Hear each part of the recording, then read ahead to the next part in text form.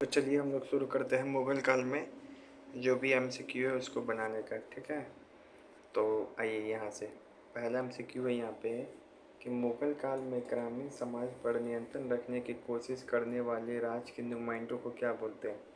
तो मुग़ल काल में क्या है, ग्रामीण समाज पे नियंत्रण रखा जाता था, यानी कि राजा का क्या था, जो कंट्रोल पावर है वो ज़्यादा था, तो उसको क्या बोलते थे।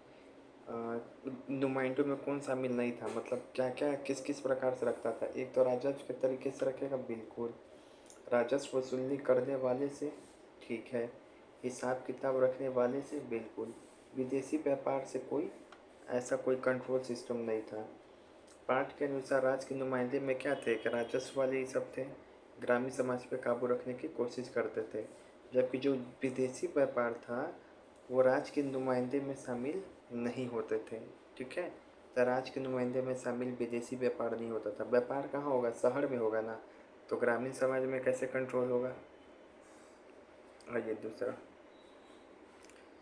अब बोल रहा है सब यहाँ पे कि आईने अकबरी में, कहाँ पे, आईने अकबरी में किसान के बारे में जानकारी मिलती है, उसकी मुख्य विशेषता क्या है। तो पहली बात याद रखेंगे कि आईने अकबरी में किसान के बारे में जानकारी मिलती है, तो बोलना हाँ। अब उसकी मुख्य विशेषता क्या है, यह सीधे किसानों द्वारा लिखी गई है, नहीं। यह केवल दक्षिण भारत के किसानों का वर्णन करती है, नहीं। यह सत्ता के उच्च गलियारों का नज़रिया पेश करती है, बिल्कुल। जो आईने अकबरी है उसमें किसानों के बारे में लिखा गया है, लेकिन आईने अकबरी क्या है, कुलीन वर्ग को ध्यान में रख के लिखा गया है।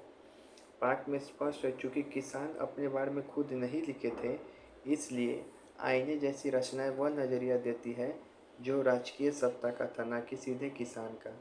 वो तो दरबार में लिखा गया था ना अकबर के कहने पे, तो अकबर की ही वाहवाही होगी उसमें, इस कारण। फिर ये सवाल देखिए, मुग़ल राजधानी से दूर क्षेत्रों, मुग़ल राजधानी से दूर क्षेत्रों जैसे कि गुजरात हो गया, महाराष्ट्र हो गया, इसकी जानकारी के लिए किन स्रोतों का उपयोग किया जाता था। तो देखो, जो मुग़ल है केंद्र, अब उससे दूर क्षेत्र हो गया ना, गुजरात, महाराष्ट्र, राजस्थान, तो इसके लिए इसको अगर हमको जानकारी चाहिए इन जगह पे तो कैसे पता चलेगा।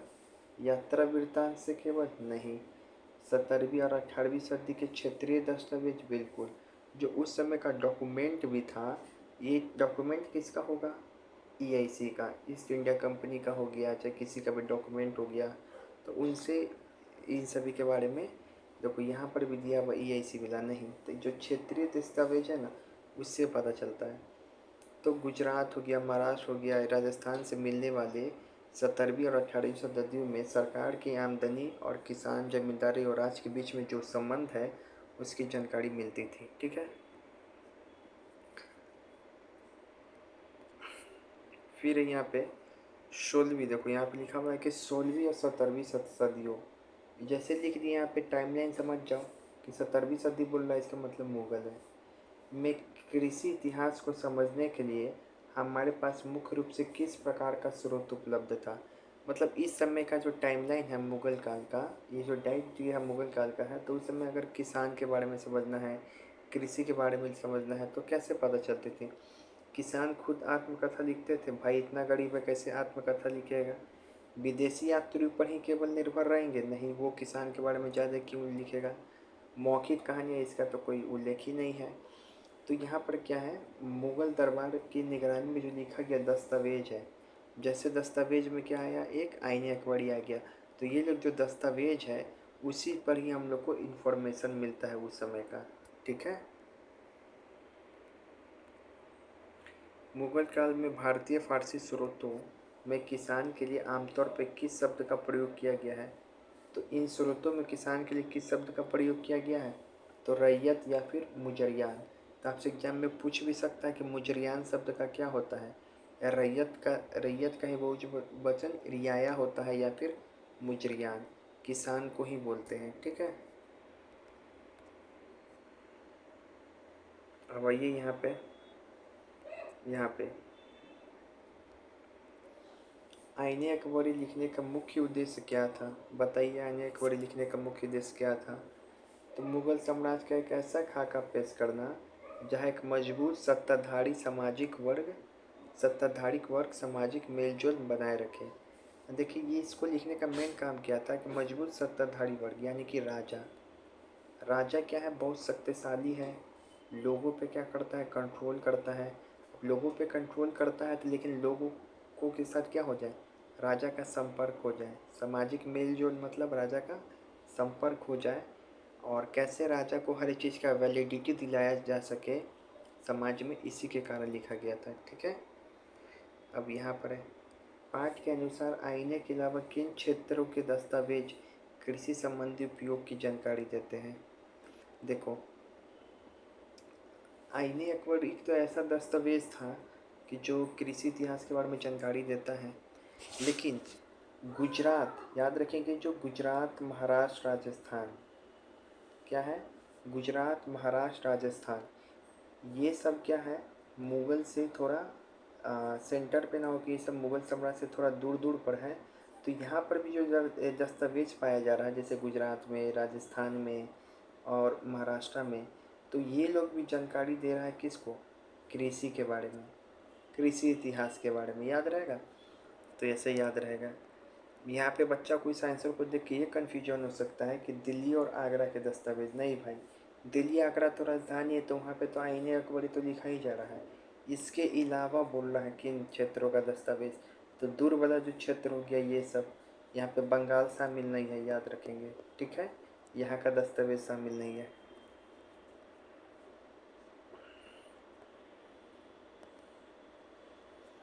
अब आते यही सब पढ़ लिए हम लोग, अब इस पेज को पढ़ते हैं।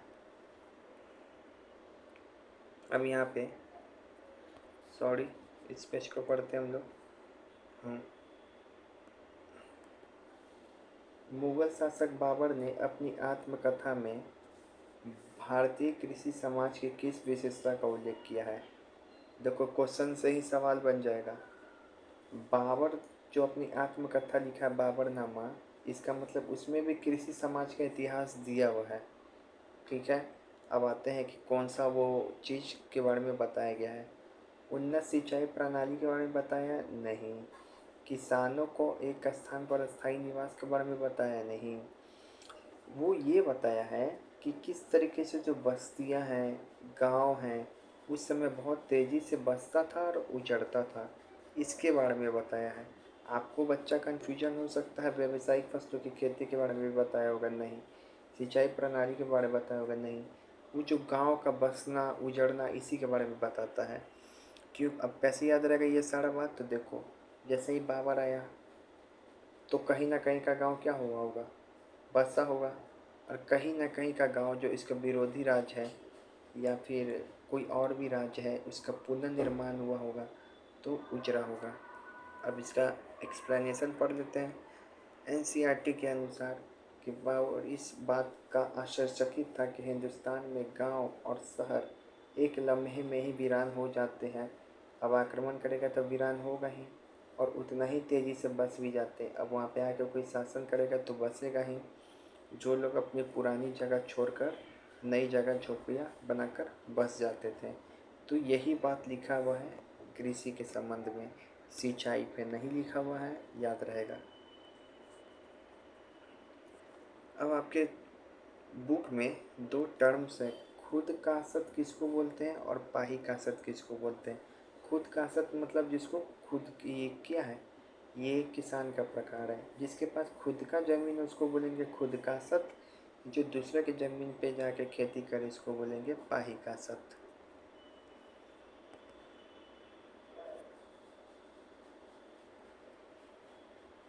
अब यहाँ पे मुगल काल में खेती के विस्तार का प्राथमिक उद्देश्य क्या था।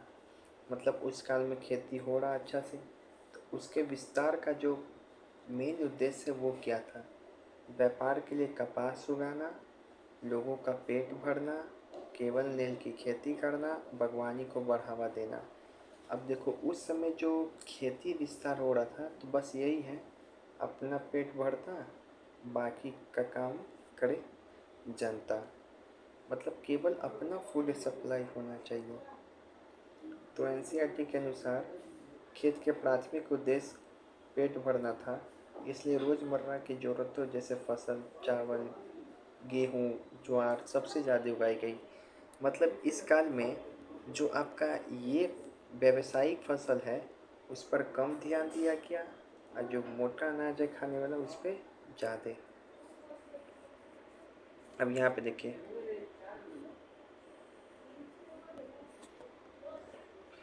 कम बारिश वाले इलाकों में मुख्य रूप से किन फसलों को मुगल काल में खेती प्रचलित थी। तो कम जहाँ पे पानी रहेगा वहाँ पे चावल उग पाएगा, चावल पसंद नहीं, ज्वार और बाजरा उग पाएगा। ठीक है। अच्छा यहाँ पर है ज्वार और बाजरा उग पाएगा, यहाँ पे बताएगा कि ज्वार और बाजरा। अब बताइए स्टेटमेंट सही लिखा है कि गलत। जो पाही कासत किसान हैं वो हमेशा भूखमरी या अकाल के आर्थिक तंगी के कारण दूसरे गांव में खेती करते थे। खुद कासत मतलब अपने, पाही कासत मतलब दूसरा। तो देखो यहाँ पे बोल रहा है कि केवल जो है ये किसी न किसी कारण से ही दूसरी जगह ट्रांसफ़र होके खेती करते नहीं, मजबूरी का एक कारण ज़रूर था, लेकिन कुछ लोग अपने स्वेच्छा से भी क्या है सेल्फ विकासत बनते थे। यदि दूसरे गांव में कर की शर्त टैक्स बेहतर हो, मतलब वहाँ पर टैक्स कम दिया जा रहा हो, तो कितना बढ़िया बात लिखा है। तो स्टेटमेंट क्या था, फॉल्स, मतलब स्वेच्छा भी था, आर्थिक तंगों के अलावा स्वेच्छा भी कि वहाँ पे टैक्स कम लग रहा है तो हम वहाँ खेती करेंगे। तो ये हो गया। अब यहाँ पे ये सब दिया है पढ़ना। ठीक है, आते हैं अब इसमें। यह ऐतिहासिक अंश किस पुस्तक से लिया गया है, मतलब बाबरनामा से लिया गया है।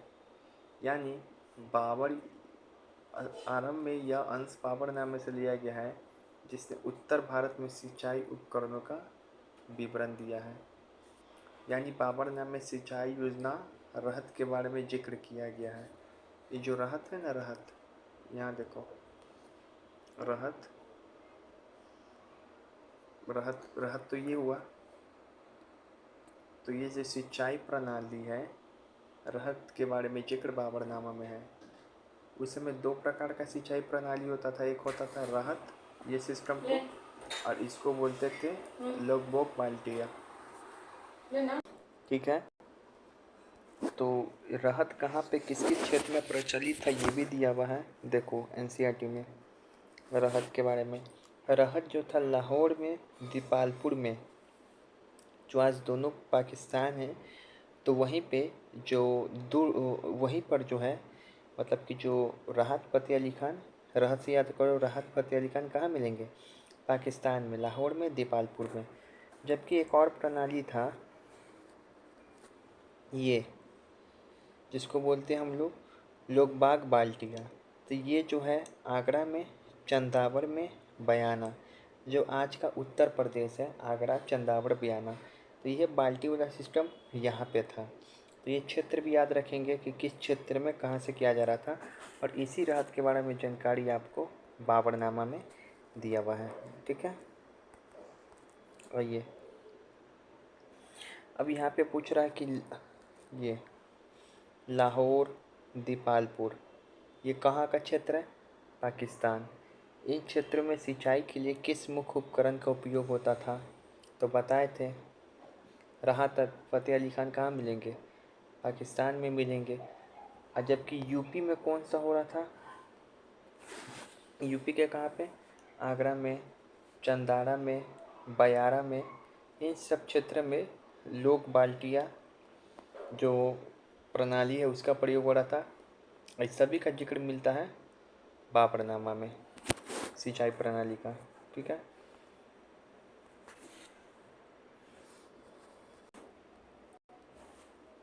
अब ये देखो, बाबर के अनुसार हिंदुस्तान के मैदानी इलाकों में फसल उगाने के लिए पानी की बिल्कुल आवश्यकता नहीं थी, बिल्कुल आवश्यकता नहीं थी। ये बात सही है।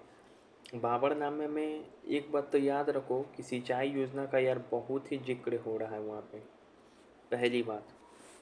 अच्छा, क्यों नहीं थी ज़रूरत? क्योंकि वहाँ पे जो शरद ऋतु है ना, जो शरद ऋतु की फसलें हैं बारिश के पानी से ही पैदा हो जाती थी। मतलब वहाँ पे ठंडी में ही, ऐसा बाबर गौर किया कि ठंड में ही जो ज़्यादातर भूमि है वहाँ पे वर्षा होती है, जिस कारण वहाँ पे सिंचाई करने की ज़रूरत नहीं है, इरिगेशन, और जो फसल है खुद उग जा रहा है। तो ये स्टेटमेंट सही है। अब आते हैं यहाँ पे, बाबरनामा के अनुसार हिंदुस्तान के अधिकांश भाग में सिंचाई के लिए नहरें व्यापक रूप से क्यों नहीं खोदी गई? नहरें क्यों नहीं खोदी गई? तो हम बताए हैं, क्योंकि नहरों के लिए भूभाग बहुत पहाड़ी था। नहीं, शरद ऋतु की फसलें मौसम से बारिश में पकती थी और बसंत की फसलें अधिक बारिश के उगती थी। तो बिल्कुल बाबर ने उल्लेख किया है, चूँकि शरद ऋतु की फसलें वर्षा पर निर्भर थी, ठंडा के दिन में वर्षा हो जाता था और वसंत की फसलें बिना बारिश के भी पैदावार दे सकती थी। और जो वसंत का फसल है बिना बारिश के भी पैदावार दे देता था, इसलिए नहर का जो आवश्यकता है वो कम महसूस हुआ। ठीक है, नहरों को पानी रोककर मिट्टी को रेतीली बनाना, ये स्टेटमेंट क्या है? गलत है। स्थानीय शासकों ने नहरों पर रोक लगा दी, ऐसा भी क्या है? गलत है, ऐसा कोई उल्लेख नहीं किया गया है। अब ये हो गया। अब यहाँ पे देखो,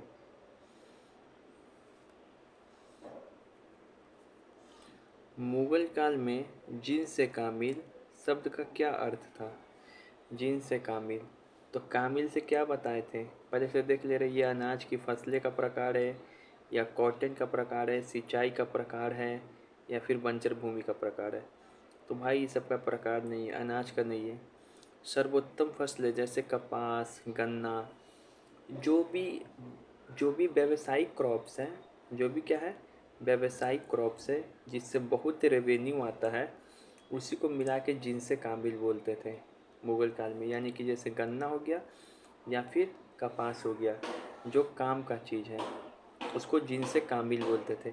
इससे हम लोग को ये समझ आया कि मुग़ल साम्राज्य में जो व्यावसायिक खेती है वो होता था, तभी तो तंबाकू का भी खेती होता था। ठीक है, कपास का, फिर से कपास का होता था, ये सब का खेती होता था। ठीक है, अब आइए यहाँ पे, मुग़ल काल के दौरान रबी की फसल किस ऋतु में उगाई जाती थी? मतलब रबी का फसल किस ऋतु में उगाया जाएगा? तो भैया रबी कब होता है? ठंडा के दिन में, बसंत में, और खरीफ पतझड़ में।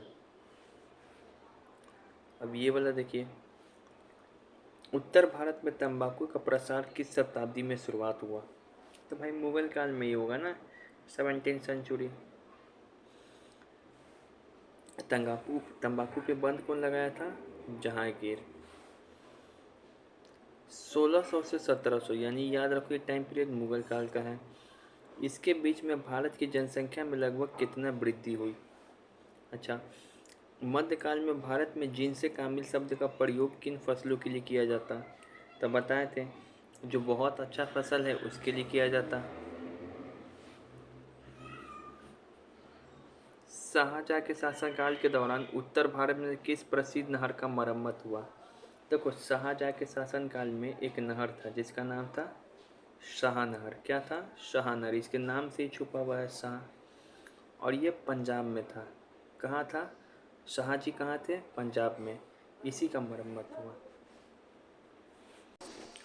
आइए अब ये सवाल को देखते हैं, मध्यकाल में भारत में इस्तेमाल होने वाले लकड़ी क्या है? लकड़ी।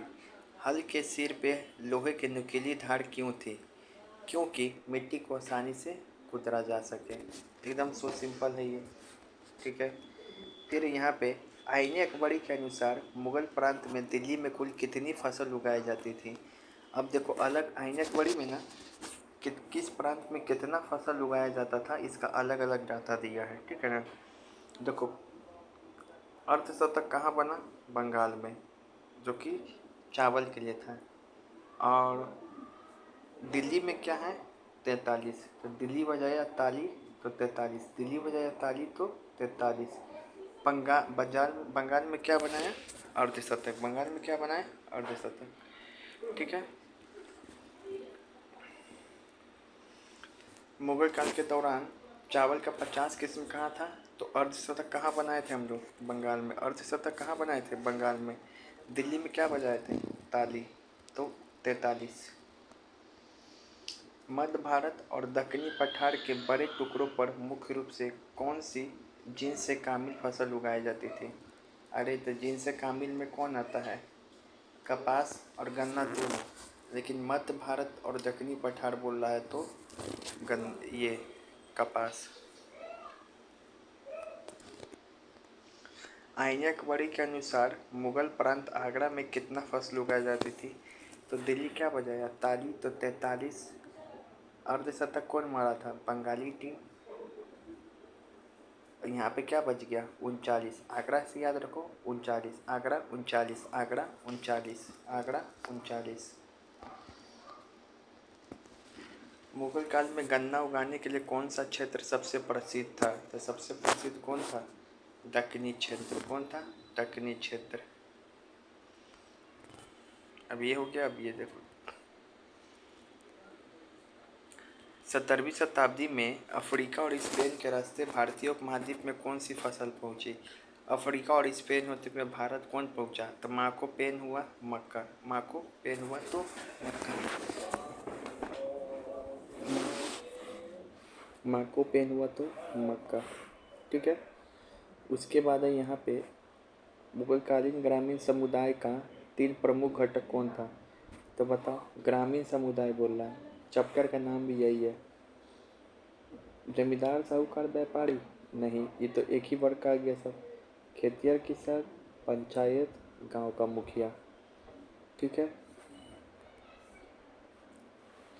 अब यहाँ पे ये देखो, मुगल काल में मुखिया के लिए कौन सा शब्द पुकारा जाता था? तो मुकद्दम या मंडल। यही बीपीएससी पूछा हुआ था। खेती के लायक जमीन की कमी नहीं होने के बावजूद कुछ लोग गरीब और मजदूर रहने के लिए क्यों मजबूर थे? तो देखो, मतलब वहाँ पे खेती के लिए ज़मीन तो था मुगल काल में, लेकिन फिर भी कुछ लोग गरीब और मजदूर थे। ऐसा क्यों? ऐसा क्यों? आखिर क्या आ गया समस्या? तो जाति व्यवस्था। जाति व्यवस्था, भेदभाव उस समय भी चरम सीमा पे थी, जिस कारण मजदूर हो गए वो लोग। आइए ये सवाल में कर रहा, ये तो हो ही गया। अच्छा, इनमें से कौन सी फसल नई दुनिया से भारत आई? नई दुनिया मतलब अमेरिका। अमेरिका से भारत कौन आया था? तो याद है जो हम लोग खाते हैं, टमाटर, टमाटो सॉस, पोटैटो सॉस, मिर्चिली सॉस, तो टल्लू ये। जबकि वहाँ से कौन आया था? मक्का कहाँ से आया था? स्पेन। स्पेन से आया था। ठीक है। अच्छा, यहाँ देखिए, 17वीं शताब्दी में यानी कि मुगल काल में मक्का किन रास्तों से होकर भारतीय उपमहाद्वीप पहुंचा? तो फ्री का मक्का पहुंचा तो पेन हुआ, अफ्रीका और स्पेन। अब ये स्टेटमेंट आपको बताइए सही है कि गलत।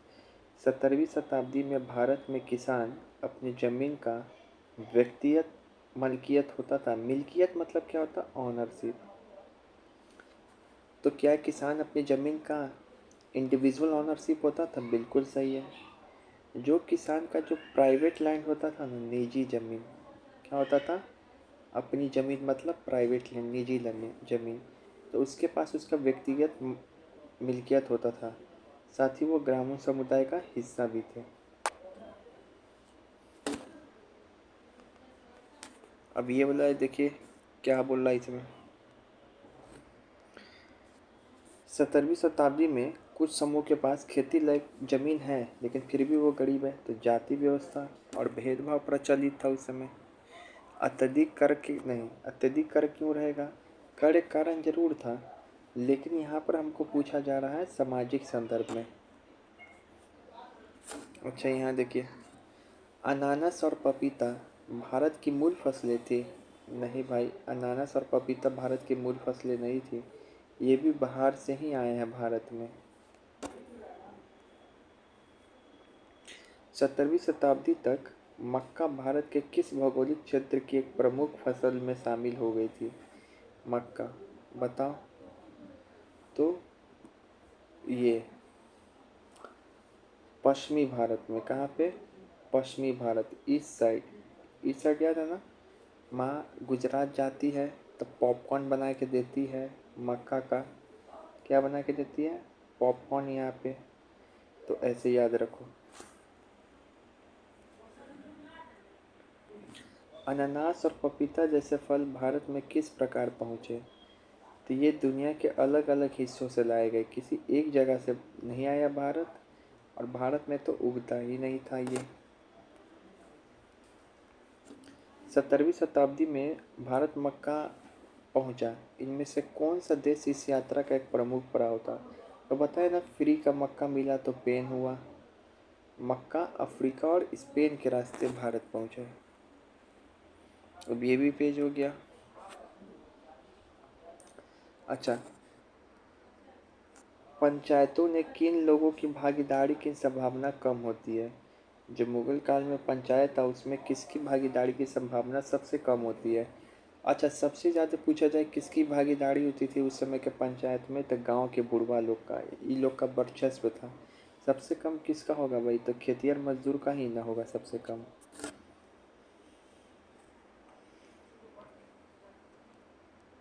मुखिया को उस पद पे कौन हटा सकता था उस समय? तो मुखिया को उस बताए थे कि बताओ सबसे ज़्यादा पंचायत में किसका भागीदारी होगा? तो गांव का बुढ़वा लोग का। वो लोग जो बोल देता सो हो जाता उस समय। अब यहाँ देखो, मुखिया मंडल के विरुद्ध भ्रष्ट मंडल होने का मुख्य आरोप किया था। जो मुखिया मंडल है यानी कि मुखिया, मुखिया को बोला जाता था कई बार भ्रष्ट मुखिया। उसको क्यों ऐसा बोला जाता था? तो वो क्या करता था ना कि ये देखो, पहला स्टेटमेंट तो एकदम काट दो कि हो नहीं सकता, गांव के बुजुर्गों का सम्मान नहीं करता। भाई गांव का बुढ़वा उस समय बहुत ताकतवर था। उसको जमींदारी सबसे मतलब नहीं था मुखिया को। वो क्या करता? पटवारी। क्या है? जो यूपी लेखपाल पटवारी का एग्ज़ाम भी होता है, तो उसके साथ मिल के हेरा फेरी करता था, जिससे जो टैक्स का जो बोझ है वो छोटे किसान पे डाल दिया जाता। तो हेरा फेरी ये करता था, ठीक है, पटवारी के साथ मिलके। अब है, उस समय पंचायत का मुख्य काम क्या होता था? तो पंचायत का मुख्य काम होता है कि जो गांव का आमदनी व खर्च है उसका हिसाब किताब निगरानी में बनवाना। याद है ना? मुखिया क्या करता? मुखिया का मेन काम था कि पंचायत के पटवारी की मदद से गांव का आय व्यय जो लेखा तैयार करना। जबकि वो आरोप इस पे क्या लिखता था कि वो पटवारी से ही जाके मिल जाता था और हेरा फेरी करता।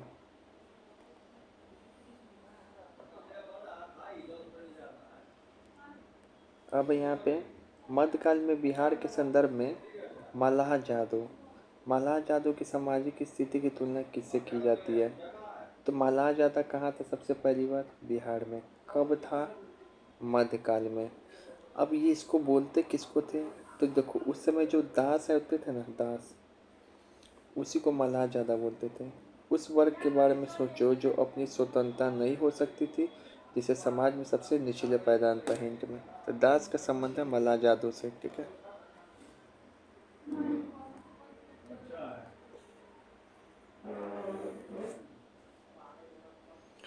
17वीं सदी में वृंदावन, वृंदावन मतलब उत्तर प्रदेश, उत्तर प्रदेश में किन समुदायों ने खुद को राजपूत होने का दावा किया जबकि वो खेती करते थे? भैया, एक तो पहली बात याद रखना है, समाज समाज में क्या कर रहा है? खुद को ऊंचा वर्ग समझ रहा है, लेकिन फिर भी खेती करता था। उसका नाम है गौरव समुदाय। मतलब वो खुद को अपने आप पे गर्व कर रहा है, लेकिन फिर भी खेती करता था, फिर भी खेती करता था। याद रहेगा। अब यहाँ देखो, गांव की पंचायतों के बारे में क्या सही है? तो बताए थे यहाँ पे गांव का जो पंचायत था वहाँ पे जो बुजुर्ग लोग हैं उसका बोलबाला होता था। ठीक है, चलिए तब ये सवाल बताइए। ठीक है, पाठ के अनुसार सामाजिक व्यवस्था के संबंध में ग्राम मुकद्दम का प्राथमिक कार्य क्या था? तो यह सुनिश्चित करना था कि अलग अलग समुदाय के लोग अपनी जातिगत सीमाओं के भीतर है कि नहीं। मतलब जाति पर विशेष ध्यान दिया जा रहा है, ठीक है ना, कि अपनी जाति के भीतर है कि नहीं, सामाजिक अति को लेके। पंचायत के द्वारा दी जाने वाली सजा, अब इस पे सवाल है। अगर मान लो कि कोई जातिगत नियमों का उल्लंघन करता है तो पंचायत उसको कठोर दंड दे सकता है, लेकिन मृत्यु दंड नहीं दे सकता है। कठोर दंड में क्या हो सकता है, या तो उस पर जुर्माने लगा दे या उसका सामाजिक बहिष्कार करवा दे। अब जाति पंचायतें, अब यहाँ पर है कि ग्राम पंचायत के अतिरिक्त राजस्थान में विभिन्न जातियों के बीच नागरिक विवाद को निपटाने के लिए कौन सी शक्तिशाली प्रशासनिक निकाय थी? तो जाति पंचायतें। कहाँ पे थी? जाति पंचायतें राजस्थान में थी, क्योंकि राजा लोग जातिगत भेदभाव करता है। पश्चिम भारत जैसे कि राजस्थान महाराष्ट्र में के दस्तावेजों में बताए थे कि यहाँ पे दस्तावेज मिले हैं, गुजरात राजस्थान महाराष्ट्र में। वहाँ पे उच्च जाति या राज्य के अधिकारियों के खिलाफ जबरन कर उगाही की शिकायतें आम तौर पे कौन करता था? तो गांव समाज के जो नीचे तबके के लोग हैं वो बोलते हैं कि भैया ये लोग बहुत पैसा उसील के ले जाते हैं। मुगल काल के दौरान राज्य आमतौर पर जाति पंचायत के दीवानी फैसलों को मान्यता दिया था। बिल्कुल, जो जाति पंचायत है उसका स्थापना किया गया था और उसको बोला गया था कि तुमको पाठ के अनुसार कि फौजदारी न्याय छोड़ के राज्य के ज़्यादातर मामलों में जाति पंचायतें फैसला मानती थी। तो मतलब फौजदारी मामला छोड़कर और जो भी पैसा उसा का मामला है वो जाति पंचायत सॉल्व करता था।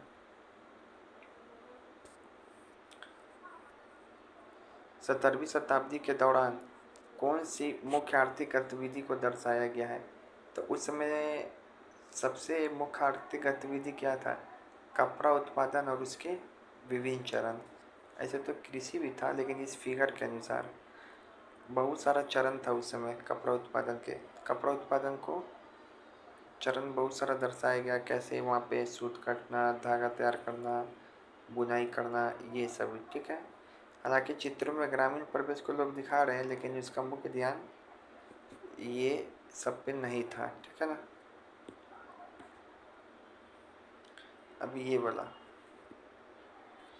जो 17वीं सेंचुरी है उसमें जोते लायक खाली जमीन और श्रम के बीच क्या स्थिति थी?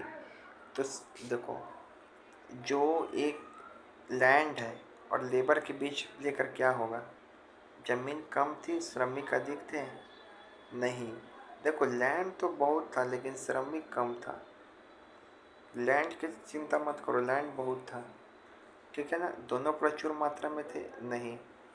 तो फिर प्रॉब्लम कहाँ हो रहा था? तो जो श्रमिक को लेकर प्रतियोगिता, जो जमीन अपेक्षाकृत आसानी से उपलब्ध थी लेकिन उन पर खेती करने के लिए श्रम मजदूरों को लेकर प्रतियोगिता होती रहती थी। मतलब ज़मीन जो मिल जा रहा है आसानी से, अब उस पर करा कि हम भी काम करेंगे, फिर ये करा है कि हम भी काम करेंगे, ये करा है हम भी काम करेंगे, ये करा है हम भी काम करेंगे। तो आपस में जो कोलिजन हो रहा है वो मेन कारण था। ग्रामीण दस्तकारों की संख्या और उनके कार्यों के बदले जानकारी देने में मुख्य ऐतिहासिक स्रोत क्या है? तो जो ग्रामीण दस्तकार है उसके बारे में जानकारी देने का मुख्य ऐतिहासिक स्रोत क्या है? सिर्फ मुगल शाही फरमान? नहीं भाई, इन शाही फरमानों के अलावा जो रिपोर्ट होता है, दस्तावेज होता है, ये सब चीज़ बताई है ना आपको। जैसे कि यहाँ पर है मराठा दस्तावेज, क्षेत्रीय दस्तावेज के बारे में पढ़ाए थे आपको, जो महाराष्ट्र, राजस्थान, गुजरात इन सभी क्षेत्रों से मिल रहा है। फिर ईआईसी का जो रिपोर्ट है वो भी तो बताएगा। तो हो गया, ये पेज हो गया। अब आते हैं यहाँ पर,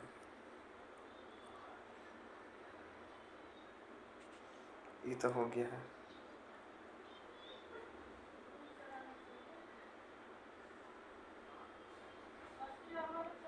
अब आइए यहाँ पे,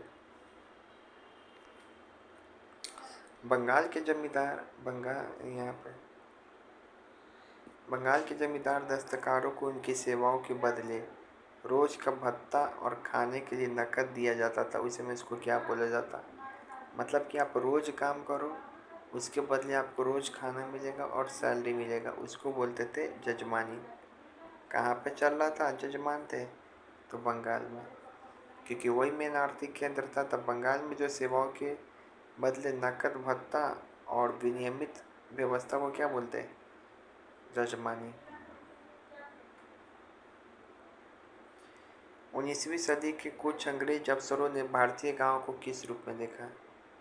तो कुछ अंग्रेज अफसर जो है वो भारतीय गांव को बोले कि ये छोटा छोटा गणराज्य है, लिटिल रिपब्लिक है। बहुत इंपॉर्टेंट है, छोटा गणराज्य समझा। रिपब्लिक मतलब कहाँ होता है? चुनाव कराना वहाँ पे। तो भारतीय गांव को एक छोटे गणराज्य के रूप में देखा, जहाँ लोग कलेक्टिव रिस्पॉन्सिबिलिटी के आधार पे क्या करते हैं? रिसोर्स का बंटवारा करते हैं। क्यों बोला गया? क्योंकि वहाँ पे सामूहिक स्तर पे रिसोर्स का क्या कर रहे थे? बंटवारा। छोटे गणराज्य। अच्छा, अब आइए,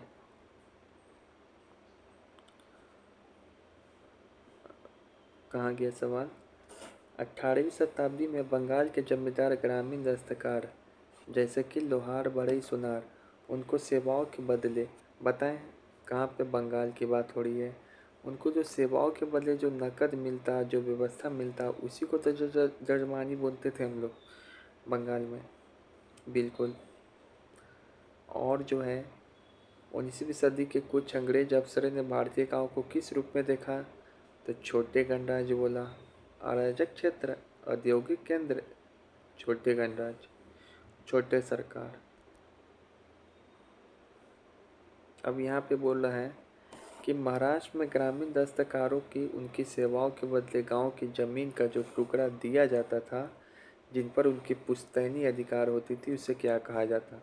पहली बात तो महाराष्ट्र का हो रहा है। उसके बाद क्या है कि वहाँ के जो मजदूर हैं वो सेवा कर रहे हैं तो ज़मीन पा रहे हैं, उस पर उसका आनुवांशिक आधार हो जा रहा है। तो उसको क्या बोलते हैं? जजमानी या नकदी? अरे भाई ये कहाँ पे प्रचलित था? पहली बात सर बंगाल में था। ये क्या था? महाराष्ट्र से मिरास, मिरास बोलते या वेतन, मिरास या वेतन। तो मिरास और वेतन कहाँ पे प्रचलित था? महाराष्ट्र में। और जजमानी कहाँ पे था? बंगाली जज। अब आते हैं यहाँ पे, कृषि के अलावा महिलाएं किन हस्तशिल्प या अन्य उत्पादन कार्यों से जुड़ी थी वहाँ पे मुगल काल में? तो वहाँ पे कृषि तो करती ही थी, मतलब आर्थिक गतिविधि में महिला तो जुड़ी भी है ही कृषि में। उसके बाद हस्तशिल्प में जैसे कि सूत काटना, बर्तन बनाने के लिए मिट्टी का बर्तन काटना और गुड़ना, कपड़ों की कढ़ाई करना, इन सभी कार्यों में वहाँ की महिलाएं जुड़ी थी। मध्यकालीन कृषि समाज, मध्यकालीन कृषि समाज यानी कि समझो मुगलों के समय ही बात हो रही है। पुरुषों और महिलाओं के कार्यों का विभाजन के संदर्भ में कौन सा कथन सही है? तो बताइए। तो उस समय क्या होता था कि पुरुष जो होते थे खेत जोतते और हल चलाते, लेकिन महिला क्या करती? बुआई जो आसानी काम है, निराई जो आसानी काम है, और कटाई ये सब काम करती। लेकिन जोतना और हल चलाना ये डिफ़िकल्ट काम है, तो ये पुरुष करते हैं।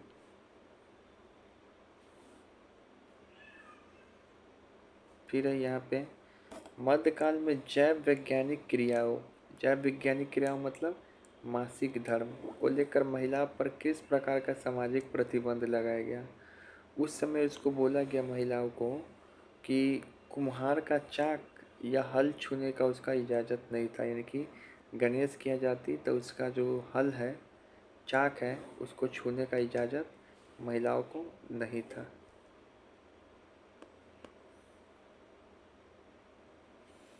और एक चीज़ और भी था, एक चीज़ और भी रोका गया था, जो पान का बागान है उसमें भी रोका गया था महिलाओं को।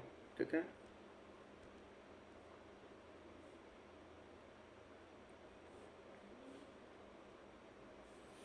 17वीं शताब्दी में किस फ्रांसीसी यात्री ने यह उल्लेख किया था कि भारत के गांवों में मुद्रा का व्यापक उपयोग हो रहा है? मतलब भारत के गांव में मुद्रा का उपयोग व्यापक हो रहा है। तो बताओ, तुम खुद बता सकते हो? अरे यार, बताओ क्या होगा।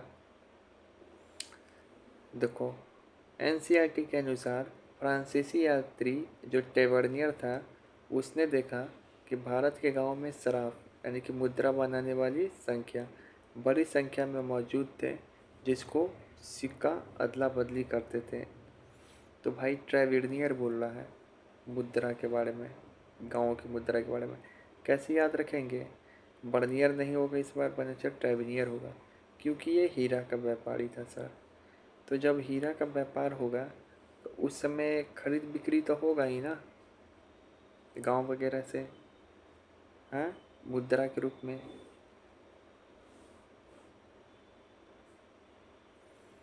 मध्यकालीन कृषि समाज में महिलाओं द्वारा किया जाने वाला सबसे प्रमुख कार्य क्या था? तो महिलाओं द्वारा प्रमुख कार्य यही किया जा रहा था, बुआई, निराई और कटाई, जबकि पुरुष हल चलाते और खेत जोतते हैं। इसमें सबसे बढ़िया क्वेश्चन हमको यही लगा है, ट्रेवर्नियर वाला, जो गांव की मुद्रा के बारे में बता रहा है।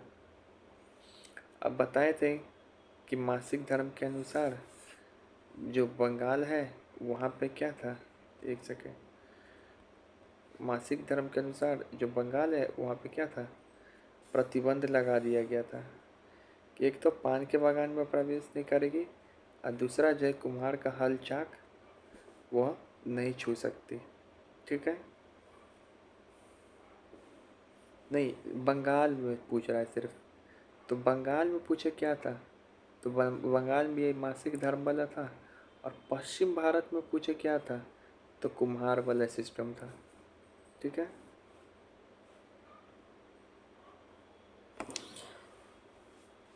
सूत काटने और बर्तन बनाने के लिए मिट्टी साफ करने जैसे कार्य किस श्रम का सबसे महत्वपूर्ण हिस्सा है? तो बताए थे सूत काटना, मिट्टी साफ करके बर्तन बनाने के लिए, ये मेन काम था महिलाओं का। ठीक है,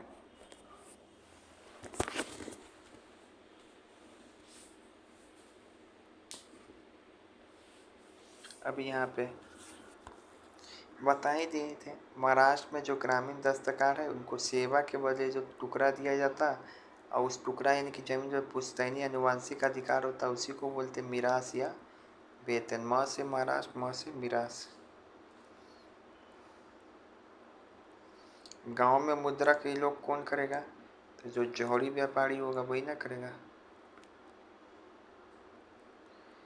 मुगल काल में कृषि समाज में महिलाओं का एक महत्वपूर्ण संसाधन क्यों माना जाता? क्योंकि उनका युद्ध कौशल में क्षमता के कारण, नहीं युद्ध उद्ध वाला नहीं होगा, उनकी प्रशासनिक क्षमताओं के कारण। अब ये वाला स्टेटमेंट में आपको कंफ्यूज हो सकता है। यद्यपि कुछ महिलाएं जमींदार जरूर थी उस समय, लेकिन समान समाज में उनको मुख्य रूप से श्रम और परिवार के संदर्भ में देखा जाता है। उनकी व्यापारिक सूझबूझ के कारण ये भी हो सकता है, लेकिन देखो यहाँ पर क्या है, व्यापार में भागीदारी की तुलना में उनके शारीरिक श्रम और प्रजनन को अधिक महत्व दिया गया है। देखो अब ये वाला स्टेटमेंट, बच्चा पैदा करने और की क्षमता के कारण, बिल्कुल। अरे देखो, महिलाओं ये काम करती थी, व्यापार बिल्कुल, प्रशासनिक में भी थी, लेकिन जो मुगल काल में महिलाओं को देखा गया है वो दो चीज़ में मेन चीज़ देखा गया, श्रम। ये जो मजदूर है कि नहीं खुद, अब मजदूर है और उसके बाद ये मजदूर को पैदा कर पाती है कि नहीं, मतलब इसको देखा गया लेबोरियस रूप में। एक तो वो श्रम खुद है कि नहीं, और दूसरा जो है श्रमिक को बहुत सारा पैदा कर पाती है कि नहीं, तो ये होगा। ठीक है, इसी का महत्वपूर्ण संसाधन माना जाता।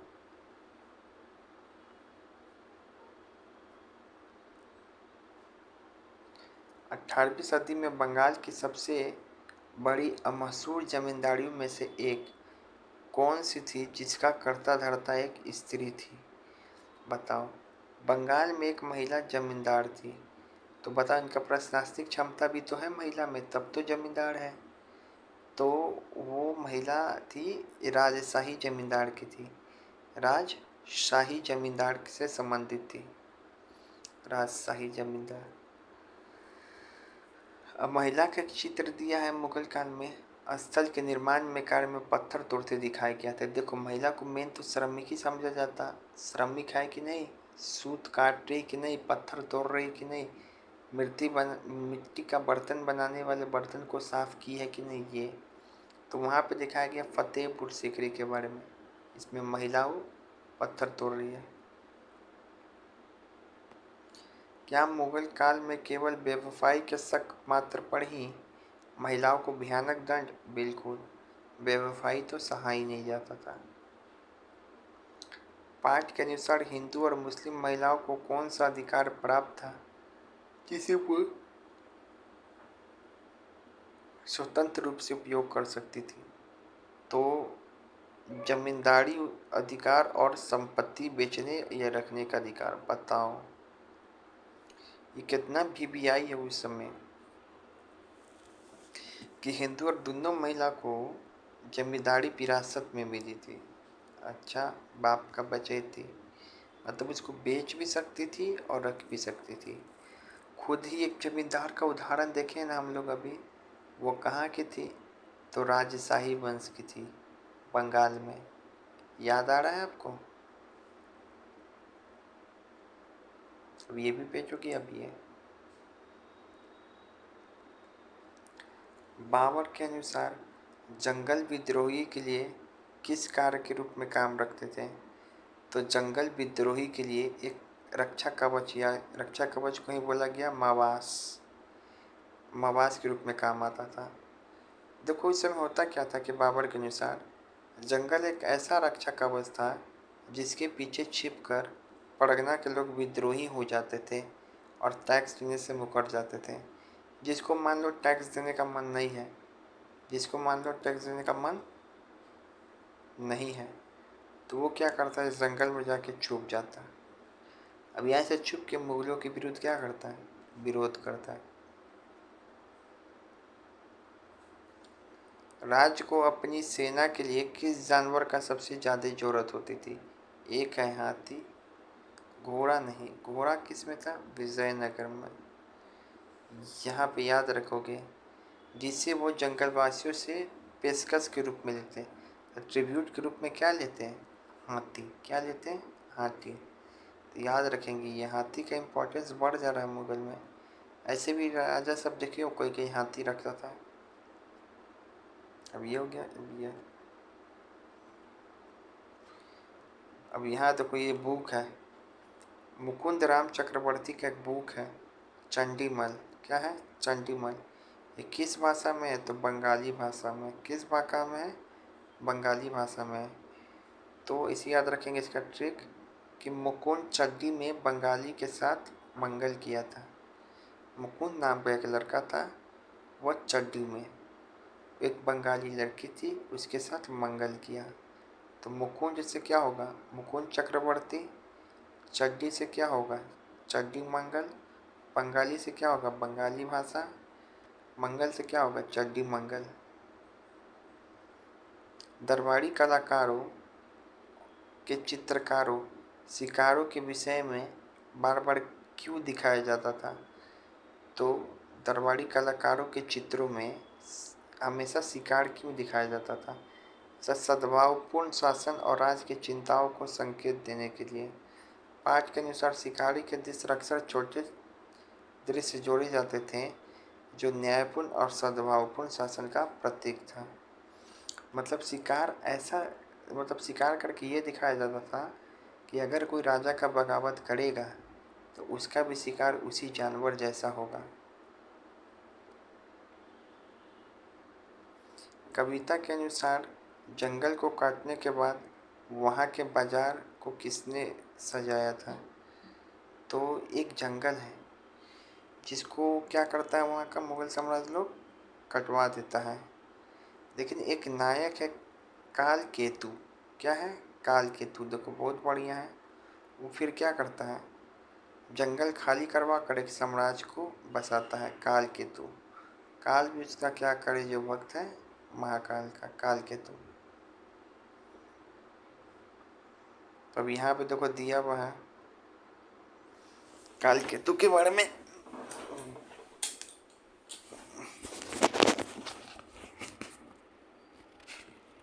अब भैया कहाँ पे है हम लोग? मुगल काल की राजनीतिक विचारधारा में बादशाह का वो कौन सा कार्य था जिसके माध्यम से वो अपने साम्राज्य के लोगों की समस्या पर व्यक्तिगत रूप से गौर करता था? तो देखो हिंट क्या है कि जिस चित्र का दरबारी कलाकार हमेशा अपने चित्रों में दिखाते हैं जिससे सद्भावपूर्ण शासन का संकेत रूप में मिलता।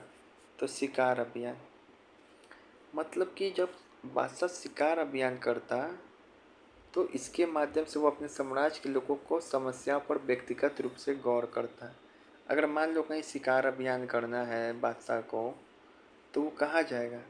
जंगल में ही जाएगा। कभी ये जंगल, कभी ये जंगल, कभी ये जंगल। तो जंगल में जाने के दौरान उसको कुछ कुछ लोगों से मुलाकात होगा कि नहीं? मान लीजिए कि लोग यहाँ, दो लोग यहाँ, या कुछ लोगों से मुलाकात होगा। तो इसी दौरान क्या करेगा?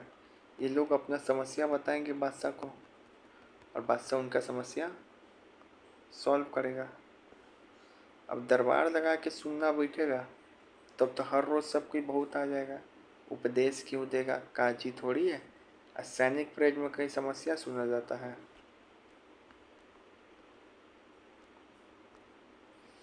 तो यहाँ पर यही लिखा हुआ है। पाठ के अनुसार शिकार अभियान के नाम पर बादशाह अपने विशाल साम्राज्य के कोने कोने दौरा करता और लोगों की व्यक्तिगत रूप से समस्याएं सुनता। चंडीमल कविता बताए थे ना, पश्चिम से आए किस व्यक्ति का उल्लेख के साथ 22,000 लोग आए थे? चंडीमल कविता किसका है? मुकुंद का है। क्या है? मुकुंद का है। अब मुकुंद का है तो ये उल्लेख करते हैं मुकुंद जी कि एक आदमी आता है अपने साथ 22,000 लोग आया। तो जफर मियाँ क्या है? जफर मियाँ धपड़पला। वो पश्चिम से आया और अपने साथ 22,000 लोग आया था। क्या आया? वो पश्चिम से आया अपने यहाँ साथ 22,000 लोग आया। काल केतु कौन था?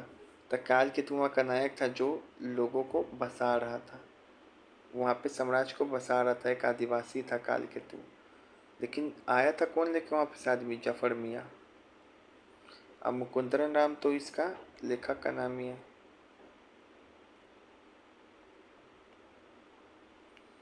चंडीमल कविता का नायक कौन है जो जंगल खाली करवा के साम्राज्य स्थापना कराया? अरे साम्राज्य कौन बनाया था? काल विश्व का क्या करे जो भक्त है महाकाल का, काल केतु। अब 22,000 लोग के साथ कौन आया था? जफर मियाँ।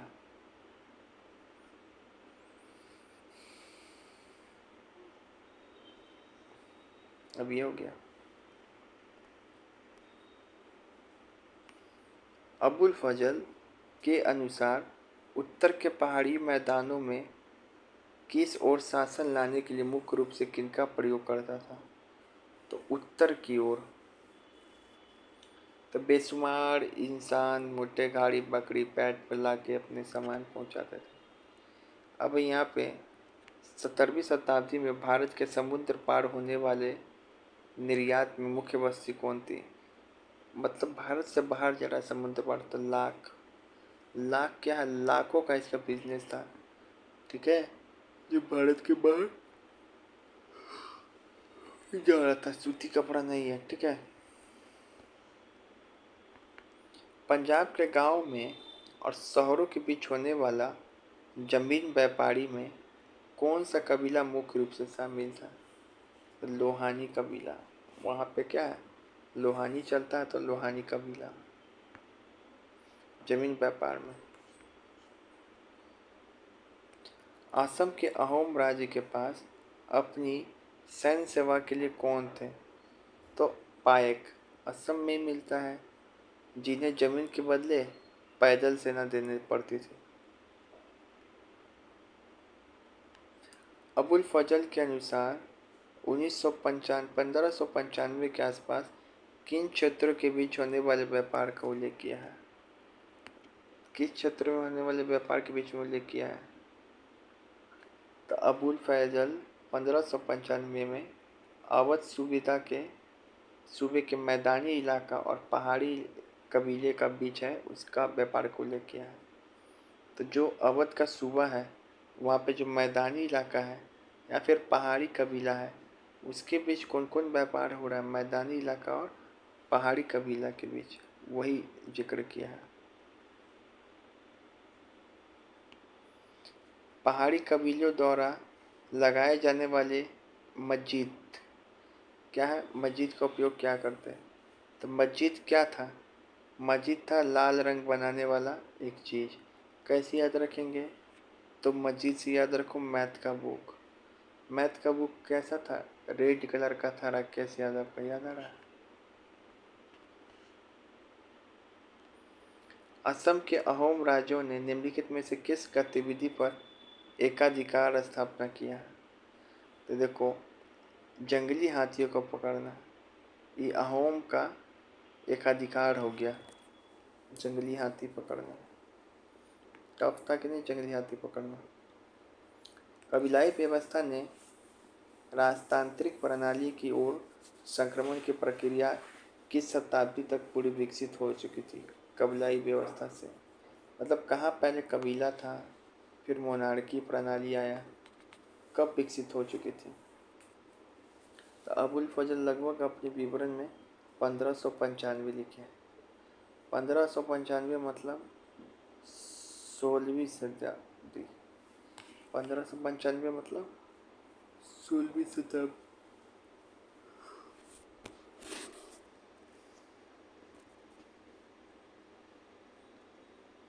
अब यहाँ पे करुआ क्या था जिसे पहाड़ी कबीले मैदानी अपने साथ वापस ले जाते थे? करुआ क्या था? तो एक पीला भूरा धातु जिसे गहना बनाया जाता था।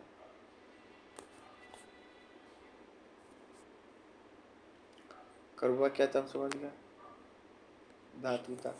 मुगल काल में जमींदारों के पास किस जमीन का व्यक्तिगत जमीन को क्या बोलते हैं? मिल्कियत बोल रहे थे ना। उसके प्राइवेट प्रॉपर्टी को क्या बोलते हैं? मिल्कियत। मिल्की जमीन है प्राइवेट। जंगलों में इस्लाम को अपनाने और सांस्कृतिक प्रभाव के विस्तार में किनकी प्रमुख भूमिका थी? तो सूफी संतों की। वह धीरे धीरे इस्लाम को अपनाए और सूफी पीर की एक बड़ी भूमिका निभाने लगे। जमींदारों की ताकत के सैन्य संसाधनों में क्या क्या शामिल था? जमींदार के पास क्या था? किले थे, घुड़सवार थे, तोपखाने थे, पैदल सैनिक थे। अब यहाँ पे ये बहुत इम्पोर्टेंट राजा है यार। 17वीं शताब्दी के दौरान उत्तर पूर्व इलाकों में किस राजवंश ने पड़ोसी कबीलों को हराकर अपना साम्राज्य विस्तृत किया? तो कोंच राजा था। क्या था? कोंच। कोंच राजा के बारे में है ये अपना पड़ोसी राजा के बाद एक युद्ध किया और इस पर अपना नियंत्रण स्थापित किया। बताओ, कोंच दिया पूरा। क्या किया? कोंच दिया पूरी तरीके से। अच्छा, अहोम राजा के बारे में क्या है? अहोम राजा भी महत्वपूर्ण थे, लेकिन इस पाठ के अनुसार कोंच राजाओं ने विशेष उल्लेख कबीलों के साथ युद्ध किया। ठीक है, कोंच राजा। अहोम का तो काम आता कि हाथियों पर जो नियंत्रण था उसको स्थापना किया। मुगल काल में भारत में जमींदार की निजी संपत्ति को क्या कहा जाता है? तो प्राइवेट प्रॉपर्टी को लैंड कहा जाता है, जिसका मालिक खुद ये किसान होता है। यदि मुगलकालीन गांव में सामाजिक संबंधों का एक पिरामिड बनाया जाए तो जमींदार उसके किस भाग में स्थित होगा? अरे तो गांव का बात है ना। सबसे ऊपर कौन होता है? जमींदार। सबसे ऊपर कौन होता है? जमींदार। मध्य भाग में कौन होता है? तो जो टैक्स देता है। जमींदार अपनी मिल्कियत जमीनों को केवल राजा की अनुमति से ही बेच या गिरवी सकता है। नहीं भाई, उसका प्राइवेट प्रॉपर्टी है। वो अपनी इच्छा से, क्या उसका प्राइवेट प्रॉपर्टी? अपनी इच्छा से जो मन करे सो कर सकता है। जमींदारों की संयुक्त पैदल यानी इन्फेंट्री सेना की संख्या लगभग कितनी थी? तो बताए थे। आईने अकबर इसका जिक्र करता है एक बुक में के देखे सेना के बारे में भी।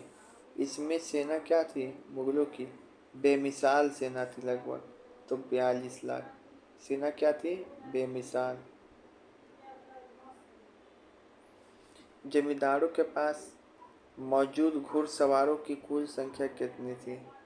जमींदार के पास मौजूद कुल घुड़सवारों की संख्या कितनी थी? तो कैसे बताए थे घुड़सवार कितना था? तो घोड़ा बना के किसी को हम क्या किए, घोड़ा बना दिए घोड़ी, और घोड़ी बना के 3 का तिगरा काम बिक रहा। तो 3 लाख 3 का तिगरा काम बिक रहा। मध्य और दक्षिण पश्चिम बंगाल में सदगोप और कैबर जैसे समूहों द्वारा शक्तिशाली जमींदारी स्थापना करना किस सामाजिक प्रक्रिया को दर्शाता है? तो एक बात याद रखेंगे, ये जो बंगाल का ये क्षेत्र है, यहाँ पे 2 समुदाय सदगोप और कैबर, इसके द्वारा शक्तिशाली जमींदारी स्थापना की गई। क्यों? तो अपेक्षाकृत निचली जातियों का सामाजिक उत्थान के लिए सदगोप और कैबर इस तथ्य को पुष्टि करता है कि जमींदार अधिकारियों की खरीद फरोख्त से अपेक्षाकृत निचली जातियों के लिए प्रभुत्व वाले सामाजिक सर्कल में शामिल हो जाते हैं। सदगोप और कैवर्थ याद रहेगा। अब ये पढ़े थे हम लोग कोच। तो कोच क्या किया था इसके बारे में पढ़ो एक बार। कोच के दूसरे साम्राज्य पे अटैक कर लिया। सदगोप और कैवर्थ क्या समझे? तो ये समझे कि जो जो एक शक्तिशाली जमींदारी स्थापना करना सामाजिक उत्थान से संबंधित है। जजमानी कहाँ था? बंगाल में। मिरीसन कहाँ था? महाराष्ट्र में। याद हुआ? अच्छा उसका नाम बताओ। काले काल बताए थे। काले काल ये क्या किया था? जंगल साफ करके नवीन साम्राज्य का स्थापना किया। और इसी के समय जफर मियाँ के साथ 22,000 लोग भारत आए थे।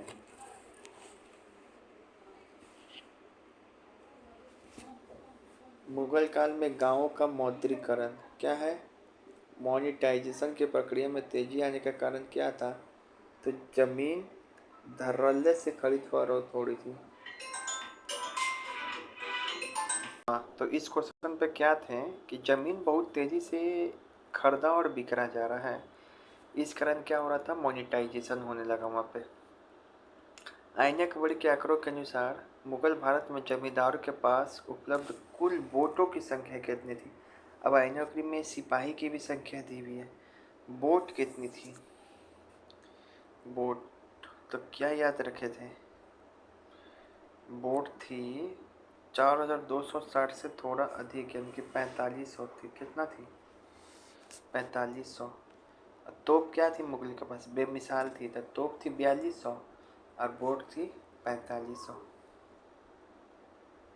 अब यहाँ पे ये पूछ रहा है कि दावा आईने पैदल सैनिक कितनी थी? पैदल सैनिक पैदल तो पैदल सेना बेमिसाल 42 लाख। मुगल की पैदल सेना बेमिसाल 42 लाख। ठीक है। घोड़ा कितनी थी?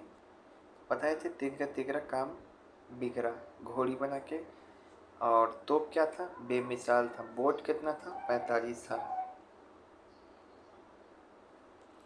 जमींदार में मिली जुली शक्ति में तोपों की संख्या क्या थी? तो तोप क्या था? बेमिसाल था। तो ये लिख के बताओ ये क्या है? घोड़ी। ये क्या है? तोप। ये क्या है? बोट। और फिर से ये बताओ फसल का किस में? 50 कहाँ पे था? बंगाल में अर्धशतक बनाया बंगाल। हाँ 43 कहाँ था? दिल्ली ताली बजाया दिल्ली में। 39 कहाँ पे था? 39 था आगरा में। 39 फसल का किस्म। मध्य और दक्षिण पश्चिम बंगाल में किन किसान पशुचारियों ने शक्तिशाली जमींदारियाँ खड़ी की। तो अब बताओ, वो किसान पशुचारिया थे और उन्होंने जमींदारी स्थापना कर दी मात्र पश्चिम बंगाल में। सदगोप और कैवर्ट बताए थे ना, सदगोप गोप गोप कर दिया। बंगाल इन क्षेत्रों में सदगोप और कैवर्ट जैसे समूहों में शक्तिशाली जमींदारियां बनाई। ठीक है, सदगोप और कैवर्ट। आईने अकबरी के आंकड़े अनुसार मुगल भारत में जमींदारों की संयुक्त सैन्य शक्ति कुल कितनी थी? संयुक्त सैन्य शक्ति, जमींदारों की संयुक्त सैन्य शक्ति तो 1863 थी। कितना थी सैन्य शक्ति? हाथी कितने थे? 63। हाथी कितनी थी? 63। बहुत रिपीट हो रहा है कि बहुत रिपीट हो रहा है ये। किसान पशुचारी क्या है? किसान पशुचारियों ने ताकतवर जमींदारियां बड़ी की सदगोप और कैवर्त में। जमींदार और किसानों के रिश्तों का शोषण के अलावा और कौन तत्व इसमें शामिल थे? तो जमींदार और किसानों में एक तो शोषण होता ही था, इसके बाद क्या है? पारस्परिकता, आपस में दूसरे का सहयोग था। पैतृकवाद, एक आ रहा है बाप लोन लिया है तो बेटा भी लोन ले रहा है। संरक्षण, क्या जरूरत पड़ने पे क्या करते हैं? जमींदार उनका संरक्षण लोन दे के करते हैं। तो ये सब चीज़ चलते आ रहा है रिश्ता। ठीक है, अब यहाँ पे देखो, अबुल फजल के अनुसार मुगल काल में ग्रामीण समाज पर किस गठबंधन का ठोस नियंत्रण था? अब यहाँ पे बोल रहा है कि ग्रामीण समाज पर किसका जो है ठोस नियंत्रण था? तो ब्राह्मण और राजपूत का। क्या है? ब्राह्मण भूमियार राजपूत कॉलेज, BBR कॉलेज। अब यहाँ पे बोल रहा है आईने अकबरी के मुताबिक मुगल भारत में जमींदारों की कुल संयुक्त शक्ति में कितना पैदल सेना था? तो 42 बेमिसाल। ठीक है, जमींदार और किसानों के बीच रिश्तों में कौन सा तत्व शामिल था मुगलों के समय? पारस्परिक, पैतृकवाद, संरक्षण, ये सब शामिल था।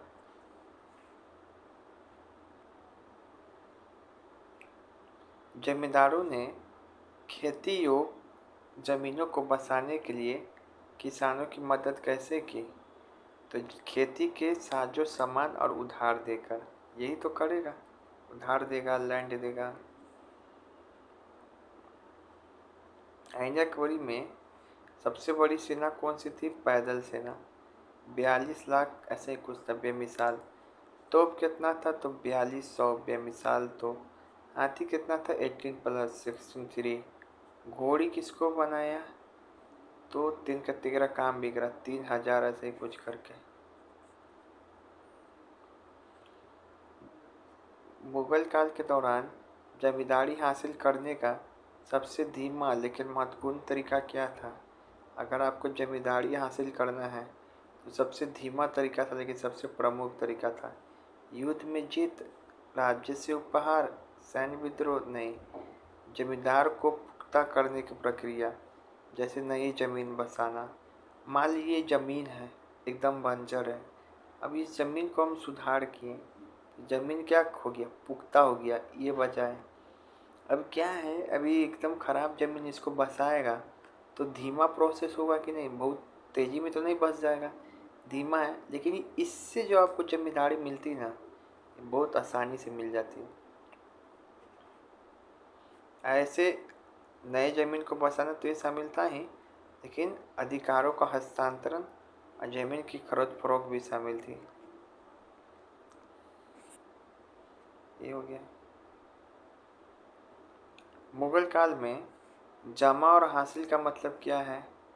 तो जमा मतलब होता है कि लैंड रेवेन्यू से ही संबंधित है, अनुमान। और हासिल मतलब है कि वास्तविक भू राजस्व जो आपको मिला। मुगल साम्राज्य में वित्तीय व्यवस्था की देखरेख मुख्य जिम्मेदारी किसकी होती थी?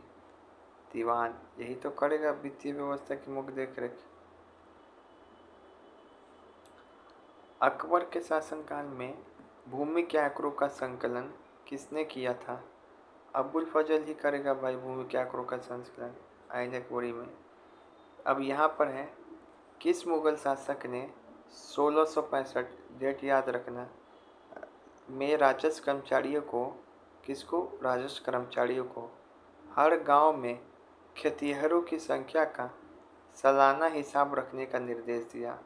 बोला कि भाई तुम बीपीएससी द्वारा 65 बीपीएससी में चयनित होके राजस्व कर्मचारी बने हो, तो खेतिहर की संख्या क्या है उसका सालाना रिकॉर्ड बताओ। तो औरंगजेब। कौन होगा? औरंगजेब। ये वो यही काम अच्छा किया है कि खेतिहर का हिसाब गिनवा दिया है। मोस्ट बीबीआई क्वेश्चन है, एक्स्ट्रा ऑर्डिनरी है। ऐसे भी 1665 से याद रखो कि 1665-86 सब क्या है, गोलकुंडा विजय है, ये सब है, औरंगजेब का ही टाइम पीरियड है।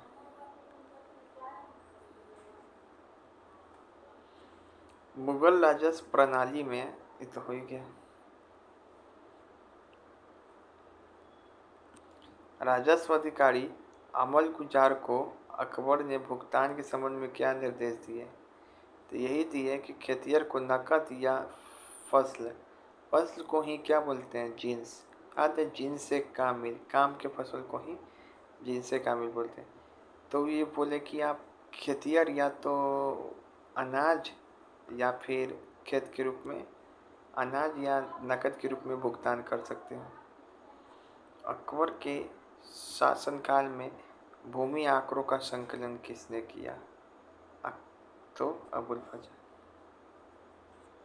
अब ये है, अब यहाँ है गोवा शहर। गोवा शहर मुगल साम्राज्य की विस्तार सीमा की रेखा सबसे करीब दिखाई पड़ती है। गोवा पे कब्जा कौन किया था? तो गोवा में गया था औरंगजेब, ये याद रखना। इससे हम लोग कन्फ्यूज होते हैं अकबर से। तो अकबर की सीमा गोवा तक नहीं पहुंची थी। गोवा से याद रखो गोलकुंडा, गोवा से याद रखो गोलकुंडा भी किसके समय था? औरंगजेब के समय। अब यहाँ पे मानचित्र के अनुसार पटना और रोहतास कि किस मुगल शासक के समय तक साम्राज्य का हिस्सा बन चुके थे? पटना और रोहतास। पटना पे याद है ना, कब्जा कर लिया था 1605 के आसपास, रोहतास में भी, तो ये याद रखना। लेकिन गोवा गोलकुंडा वो याद रखना। ये तो हो ही गया। यहाँ पर है, मुगल साम्राज्य का सबसे अधिक भौगोलिक विस्तार किस वर्ष तक हुआ है? ये मैप में दिखाया गया है।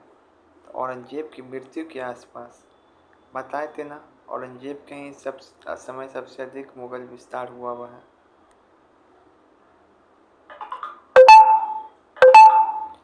अधिकांश मनसबदारों का वेतन भुगतान किस रूप से किया जाता था? मनसबदारों का, तो भाई मनसबदार को क्या करते हैं हम लोग? जागीर बांट कर, ऐसे कैश भी देते हैं लेकिन अधिकांश जागीर देते थे उसको, तभी तो जागीरदारी व्यवस्था कल आया। अकबर के शासनकाल में अच्छी मध्यम खराब श्रेणी की उपज में औसत का हिस्सा कितना शाही शुल्क माना जाता था? बताए थे, अकबर ने अपने पूरे ज़मीन को 3 तरह के कैटेगरी में बांट लिया और 1/3 क्या लिया? शाही शुल्क। अब है मनसबदारी व्यवस्था के ऊपर सवाल। मनसबदारी व्यवस्था के संदर्भ में कौन सा कथन सत्य है? सभी मनसबदार को केवल वेतन दिया जाता था? नहीं भाई, वेतन कहाँ से सिर्फ दिया जाएगा। मनसबदारों को पूरी तरह से अस्थायी था, उसे कभी तबादला नहीं किया जाता, अस्थायी नहीं, ट्रांसफ़र किया जाता था ताकि उसका शक्ति एक जगह टिके नहीं। मनसबदार एक नागरिक और सैनिक नौकरशाही का तंत्र था जिसे अधिकांश को राजस्व भुगतान करने का जरिया था, बिल्कुल आवंटन का जरिया था, यही तो काम था, राजस्व आवंटन का उनको टेंडर मिलता था। मुगल काल की प्रशासनिक व्यवस्था में मनसबदारी व्यवस्था किस प्रकार की थी? तो सैन्य नौकरशाही तंत्र थी। चाचर भूमि किसको बोलते थे? जिसको 5 साल तक खाली हो, यही पहला ऑप्शन हम लोग को कंफ्यूज करता है, चच्चर। जो 3 या 4 वर्षों तक खाली हो। कैसे याद रहेगा? 5 से नहीं 3 या 4 है तो देखो चच्चर में 3 शब्द है, 1 2 3। जो भूमि 3 या 4 वर्ष तक खाली हो उसको बोलते हैं चच्चर। मनसबदारों को भुगतान किस रूप में किया जाता था? तो नकद और जाकिर दोनों रूप में किया जाता था। अकबर के शासनकाल में उसकी भूमि को क्या कहा जाता था जिसमें हर साल खेती होती थी और कभी नहीं छोड़ा जाता? तो ऐसे भूमि को बोलते हैं पोलज। कैसे याद रखेंगे? पोलज से मतलब लजलज पानी रहता था उसमें, लजलज पानी रहता था जिससे वहाँ पे खेती करना आसान था, हर साल खेती होता था। अभी हो गया। कहाँ तक पहुँचे हम लोग? 2015 नज़दीक है। 17वीं शताब्दी के उत्पादन कम होने के कारण भारत की किन धातुओं को आयात करना पड़ता था? अब यहाँ पे देखो, भारत में है ना चांदी का उत्पादन कम हुआ। नहीं, भारत में ना उत्पादन कम होने के कारण भारत में इन धातुओं का उत्पादन पर्याप्त नहीं था, इस कारण आयात किया जाता था। रंगा सियार, रंगा और तांबा, टीन और कॉपर। क्या है? टीन और कॉपर। जो टीसी है ना, टीसी का आयात भारत में किया जाता था, तभी भारत में क्या बदलने लगा? सीटी, टीसी का आयात। ये किस लिए था? देखो सोना भी होता था, भारत से आता था, लेकिन तांबा और रंगा इनका काम सिक्का के लिए अनिवार्य होता था, इसी कारण।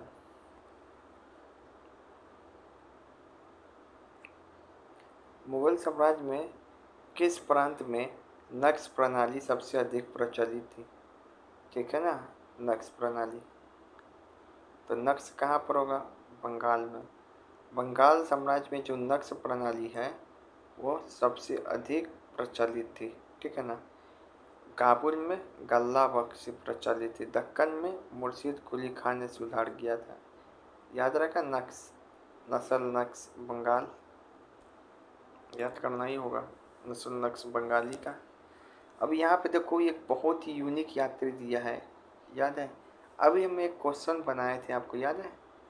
गांव में जो है मुद्रा, गांव में मुद्रा के बारे में कौन बता रहा है? तो ट्रेवर्नियर था उसका आंसर। अभी क्या हो रहा है देखो, एक इटालवी याद रही है सबसे पहली बात, बहुत इंपॉर्टेंट क्वेश्चन है दोस्त। और जोवानी कराड़ी, क्या है? जोवानी कराड़ी, जिसने 1690, याद रखो 1690 में भारत की यात्रा की और भारत की किस विशेषता को प्रमुखता से वर्णन किया? तो देखो 1690 के आसपास क्या होता था ना कि भारत में पूरी दुनिया से चांदी कहाँ आता था? भारत में। उसी का जिक्र किया है ये।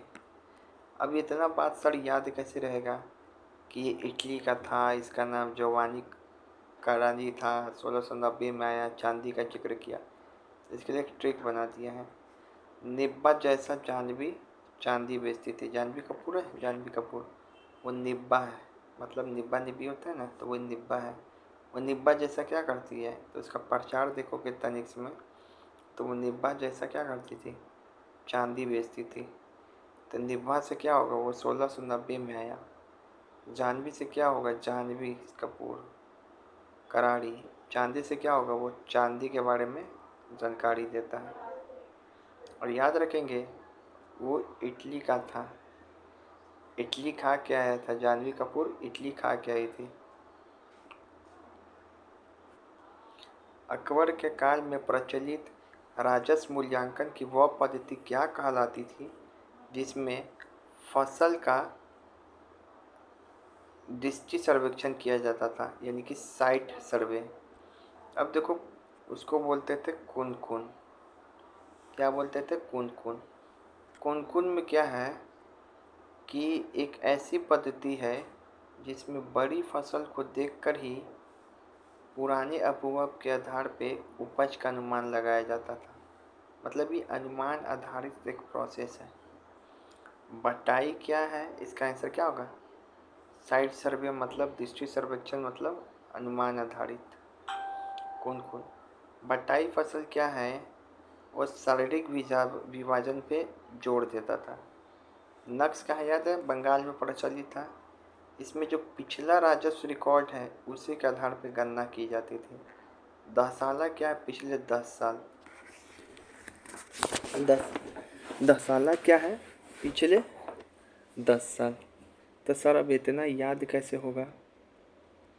तो बिल्कुल याद हो जाएगा। देखो दोस्त, कुन में क्या होता था? सब वैसे कि याद रखो, अनुमान, अनुभव, अनुमान। तो इसको याद रखो। कोट इसको खाली अनुमान लगाता, कोट इसको हर बात में क्या लगाता है? सिर्फ अनुमान लगाता है। नक्श से क्या याद रखो कि इसमें क्या था? पिछला रिकॉर्ड। तो इसका नस्ल ही खराब है, इसका पिछला पूरा खानदान ही खराब है, इसका पिछला पूरा खानदान ही खराब है। चांदी के भारी आगमन का मुगल अर्थव्यवस्था पे सबसे प्रमुख प्रभाव क्या पड़ा?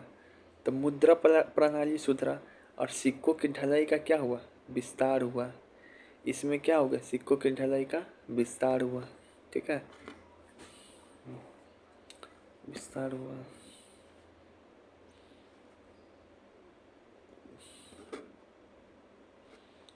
भारत में आने वाली चांदी का मुख्य स्रोत क्या था जिसे नई दुनिया बोला गया? नई दुनिया अमेरिका को बोला गया, यूरोप को बोला गया, जहाँ से आता था। ठीक है, अमेरिका को बोला गया है। यहाँ पे क्या था? जहाँ से स्पेनिश और पुर्तगाली चांदी यूरोप के रास्ते भारत और एशिया के बाजारों में पहुँचा।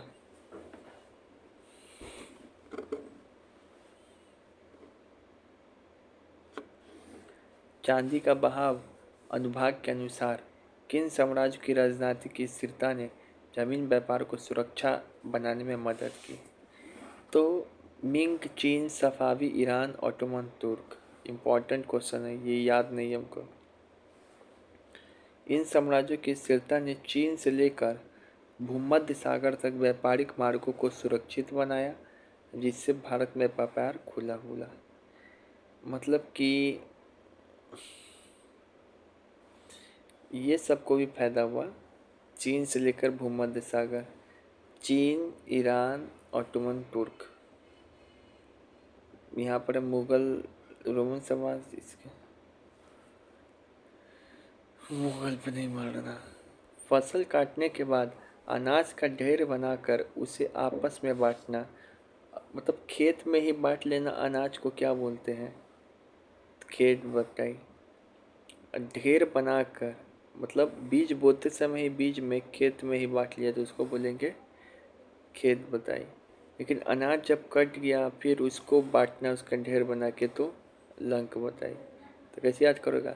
बाद में बात लो लंगड़ा, बाद में बात लो और लंगड़ा। खेत बटाई के अंतर्गत राजस्व का बंटवारा किस समय किया जाता था? तो खेत में ही बीज बोने के तुरंत बाद। अनाज का ढेर जब बन जाएगा, अनाज हो जाएगा, तो अनाज में क्या होता है? लंग बटाई।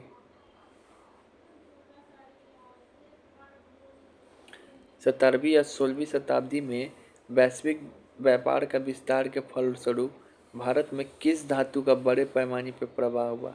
भाई 16वीं 17वीं मतलब मुगल, चांदी आया था उस समय।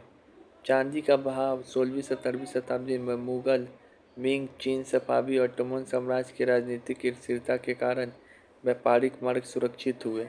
अगर इन पहले तक क्या चांदी के कारण इन राज्यों में क्या हुआ? यहाँ पे जो है ये राजनीतिक स्थिरता आया, पॉलिटिकल स्टेबिलिटी है, जिस कारण वहाँ पे व्यापारिक मार्ग इसके आसपास क्या हुआ? सुधरा। नई दुनिया के खुलने के बाद समुद्र पर व्यापार में भारी विस्तार हुई, जिससे भारत में भारी मात्रा में चांदी का आगमन हुआ, जिससे मुद्रा प्रणाली को मजबूती मिली। अकबर ने चांदी के रुपये जारी करते हुए दिखाया गया। इन सब जगह तो एक पहली बात याद रखना, राजनीतिक स्थिरता मिली तो व्यापारिक मार्ग भी सुधरा। अब ये इटली के किस मुसाफिर ने 1690 के आसपास भारत में गुजरे यहाँ की अर्थव्यवस्था का सजीव चित्रण किया? बहुत बढ़िया। 1690 निब्बा कौन है? जानवी कपूर, जो इटली खा के आई थी और चांदी का गहना बेची थी। जियोनी केराड़ी।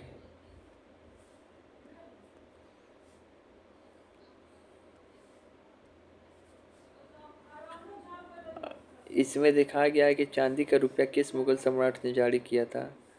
अच्छा, इसमें ये भी किया हुआ है, ऐसे वो भी किया हुआ है अकबर भी। 16 से 18वीं शताब्दी के दौरान भारत में किस धातु की मुद्रा विशेषकर रुपये की उपलब्धता में अच्छी स्थिति बनी रही? तो चांदी था यहाँ पे, बहुत सारा चांदी आ गया था बाहर से, जिसका आगमन का जानकारी वही जानवी कपूर देती है। अब एक दृश्य में कहा क्या है कि जो बस उत्पादन है किस उद्देश्य से पूर्ति किए जा रहे थे? तो यूरोपीय बाजार में जो मांग बढ़ रहा था ना, उसी का पूर्ति किया जा रहा था।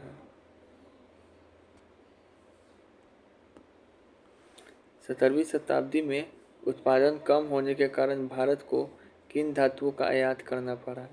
अरे तो बताए थे उस समय रंगा और तांबा, टीन और कॉपर का आयात करना पड़ा। पाठ के अनुसार डच, अंग्रेज और पुर्तगाली जहाज भारत से सामान लेकर निम्नलिखित में से किस स्थान पर नहीं जाते थे? तो पाठ के अनुसार वो लोग ऑस्ट्रेलिया नहीं जाते थे, Myanmar, Thailand, Sri Lanka, Maldives, Mozambique जैसे स्थान पर जाते हैं, लेकिन ऑस्ट्रेलिया का कोई उल्लेख नहीं है। यानी एक तो म्यांमार जाते थे, थाईलैंड जाते थे, श्रीलंका, मालदीव, मोजाम्बिक, मतलब जहाँ जहाँ हमको घूमने का मन है वहाँ जाते थे। ठीक है, ऑस्ट्रेलिया क्यों जाएगा, तो बहुत दूर हो गया। आईने अकबरी को अंतिम रूप देने से पहले कितनी बार संशोधन किया गया? तो बताओ, 5 बार संशोधन किया गया। कैसे याद रहेगा ट्रिक? तो कांग्रेस ने अपने पंजा से 5 बार संशोधन किया। कांग्रेस ने अपनी पंजा से 5 बार संशोधन किया। कांग्रेस भी तो बहुत सारा संशोधन किया था अपने समय इंदिरा गांधी में, तो इसी से ट्रिक है। आईने अकबर के परियोजनाओं को अकबर के शासनकाल के किस वर्ष पूरा किया गया? तो 42वें वर्ष बेमिसाल तरीके से 1598 में समाप्त किया गया। याद रहेगा।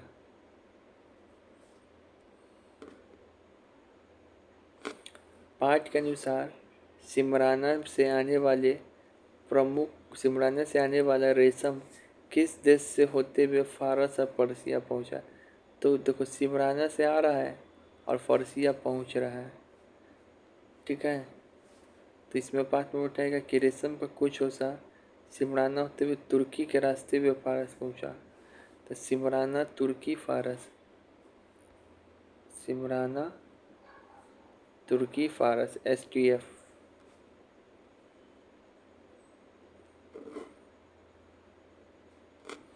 जियोना कोराड़ी का लेख जो मुगल साम्राज्य में धन के आगमन का विवरण देता है, किस अन्य विदेशी यात्री के लेख पे आधारित है? अब बताओ इसका आंसर क्या होगा। अब यहाँ पे टर्बिनियर नहीं होगा, ये जो जानवी का जो लेख आधारित है वो तो उसी बनच्चर के लेख पे आधारित होगा ना, क्योंकि बनच्चर भी क्या करता है, धन के ऊपर ही लिखता है, आर्थिक इतिहास ही लिखता है। जियोना कराड़ी का लेख जो मुगल साम्राज्य के धन के आगमन का विवरण देता है, किस सन बनच्चर? अकबरनामा को कुल कितनी जिल्द में रचा गया और आईने अकबरी इसकी कौन सी जिल्द है? बताएं तो अकबरनामा में 3 जिल्द है और जो तीसरा जिल्द है वही है आईने अकबरी।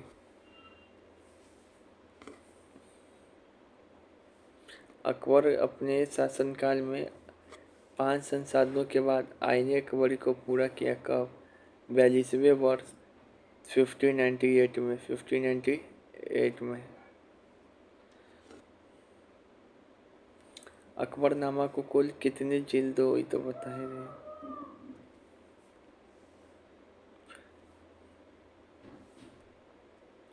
भारत की वस्तुओं को बदले में कौन सा देश भारी मात्रा में चांदी भेजता था? तो बाब एल मंडेब के रास्ते से आने वाला जहाज। एनसीईआरटी बोलता है कि तुर्की के लोग जो ओमान और अरबिया से आते हैं वो बाब एल मंडेब के पास मोचों से जहाज के माध्यम से विशाल मात्रा में लाल सागर से होते हुए हिंदुस्तान भेजे जाते थे।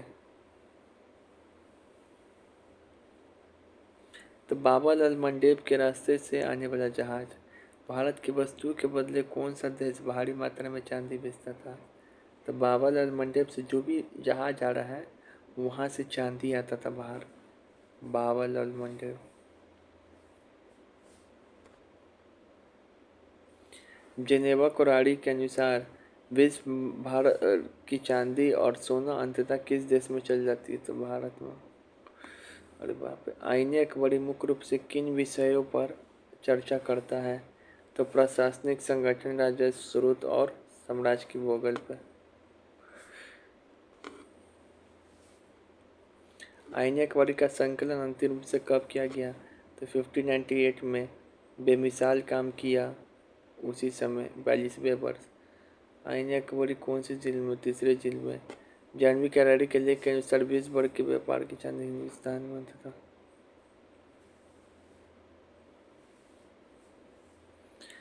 मुगल सांख्यिकी में सयूरगाल किसको बोलते हैं? सयूरगाल जो दान में दिया गया भूमि को सयूरगुल बोलते हैं।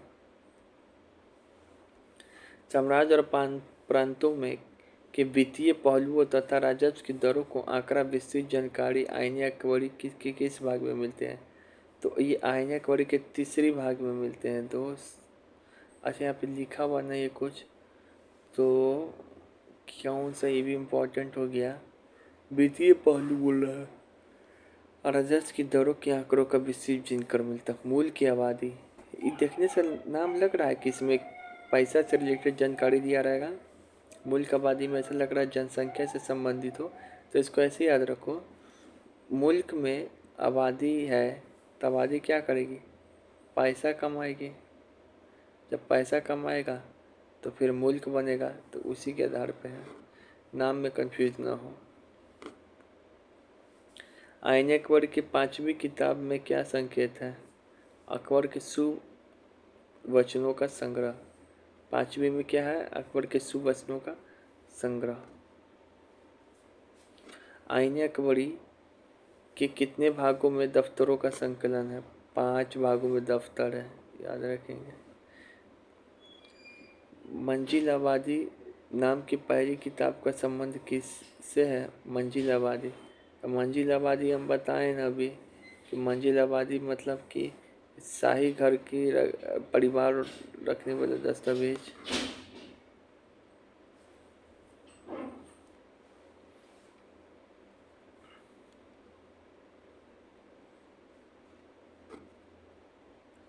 आईने अकबरी के अनुसार सूबा के नीचे की इकाई सरकार के बारे में क्या जानकारी देती है? तालिका में कितने कॉलम है? 8।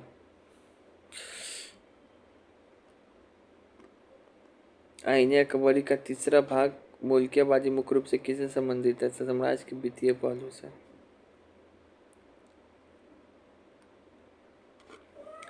गद्यांश के अनुसार अबुल फजल ने इतिहास लिखने के लिए किस प्रकार के प्रशासनिक दस्तावेजों का उपयोग किया है? तो अबुल फजल जो है किसका उपयोग करता है? तो एक तो राजाओं द्वारा जो शाही हुक्म है उसका, प्रांतों द्वारा जारी आदेश है उसको, जानबूझकर दूरदर्शी लेखों द्वारा किए गए कच्चे मसौदों का। तो रिपोर्ट उधर है जो राजा कर रहा है, एक प्रांत है, और ये जानबूझकर दूरदर्शी लोगों द्वारा लिखे गए कच्चा मसौदे व ज्ञापन पत्र। जब देख ले कितना बाकी है और सब लोग नज़दीक है। साम्राज्य की घटनाओं का इतिहास वृत्त हासिल करने के लिए किस वर्ष विशेष दस्तावेज दफ्तर स्थापित किया गया?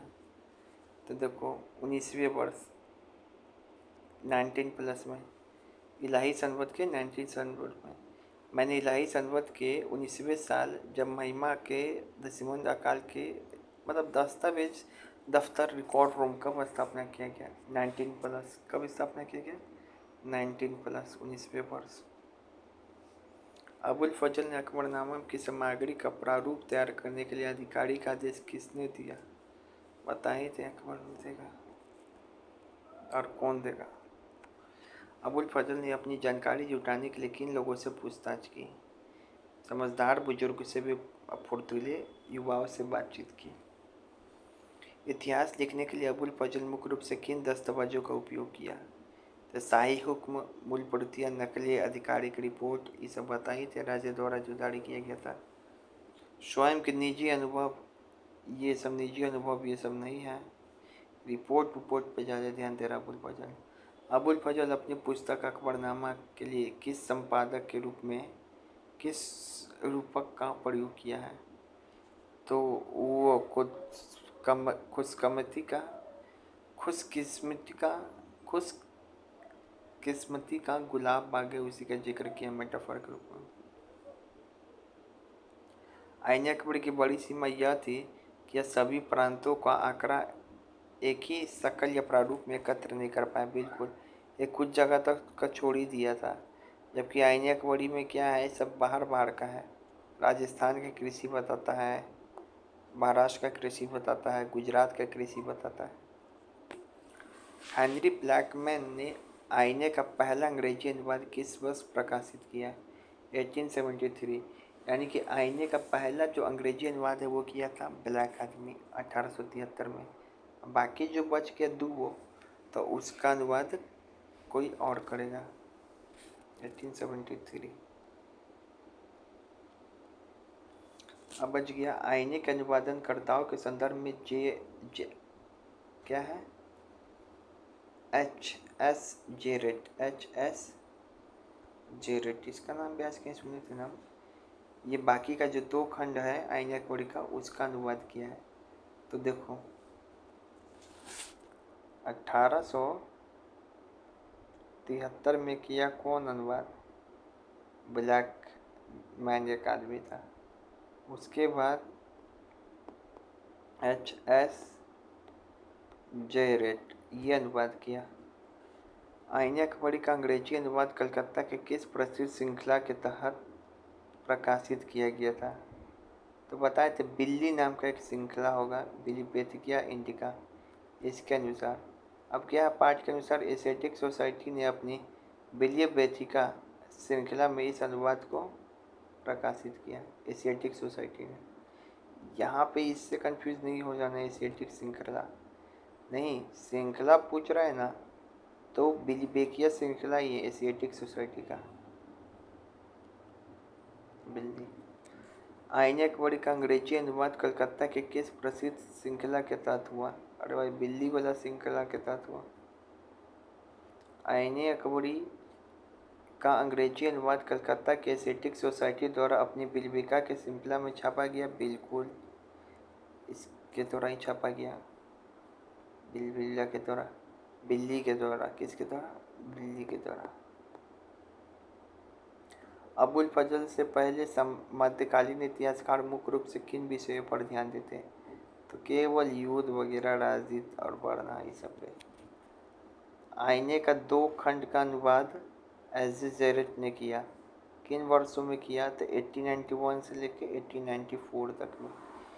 1891 से 1894 में, याद है। 1873 में कौन किया था? ब्लैकमैन। और ये कौन कर रहा है? HS Jared. आईने का सांख्यिक सीमाओं के संदर्भ में क्या है? इन क्षेत्र के जमींदारों की जाति की जानकारी मौजूद नहीं थी। जाति की जानकारी आईने की इसकी सीमा है। बिहार बंगाल क्या अपने अब्दुल भाई को अपन लोग ही छोड़ दिया? मतलब कि बिहार बंगाल के लोगों को अपनी जमींदारी की जाति की जानकारी मौजूद नहीं थी। कैसे याद रहेगा? तो अब्दुल भाई अपन को ही छोड़ दिया जाति में। आईने अकबर के पहले खंड का मानक अंग्रेजी अनुवाद किसने किया था? सबसे पहले किया था 1873 में ब्लैकमैन किया था। उसके बाद HS जेरेट ने किया। और यहाँ पे ट्रिक है, अच्छा जेरेट। अब यहाँ पे देखो क्या लिखा हुआ है। पहला अनुवाद ब्लैक आदमी ने किया, जबकि बाकी दो अनुवाद जैकेट पहनकर दूसरे आदमी ने किया। ब्लैक आदमी जैकेट पहन के अनुवाद किया, याद हो गया। H Jared Blackman. आईने अकबर के पहले खंड का अनुवाद ये तो हो गया। अब यहाँ पे इसकी सीमा क्या है, आईने अकबर की सांख्यिकी सीमा। तो ये सभी सुबह अपराध में की तरह का डाटा एकत्र नहीं कर पाती है। किसी है सांख्यिकी आंकड़ों में विषमताएं थी, जैसे कुछ सूबों में जमींदार की जाति की सूचना जबकि अन्य में नहीं। देखो ये भी हो सकता है।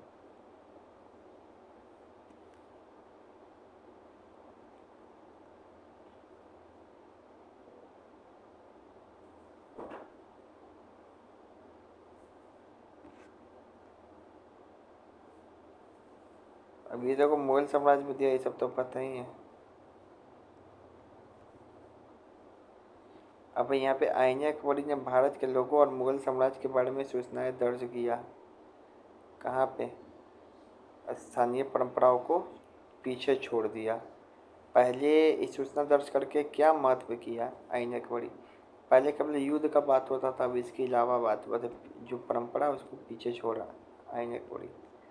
17वीं सदी के मुहाने पे भारत के अध्ययन के लिए कौन सा ग्रंथ संदर्भ बिंदु बन गया? भारत के अध्ययन के लिए से बना आईने अकबरी। कृषि संबंधी मामले में आईने का किस पक्ष की अहमियत चुनौतियों से घिरी रही? किस पक्ष की?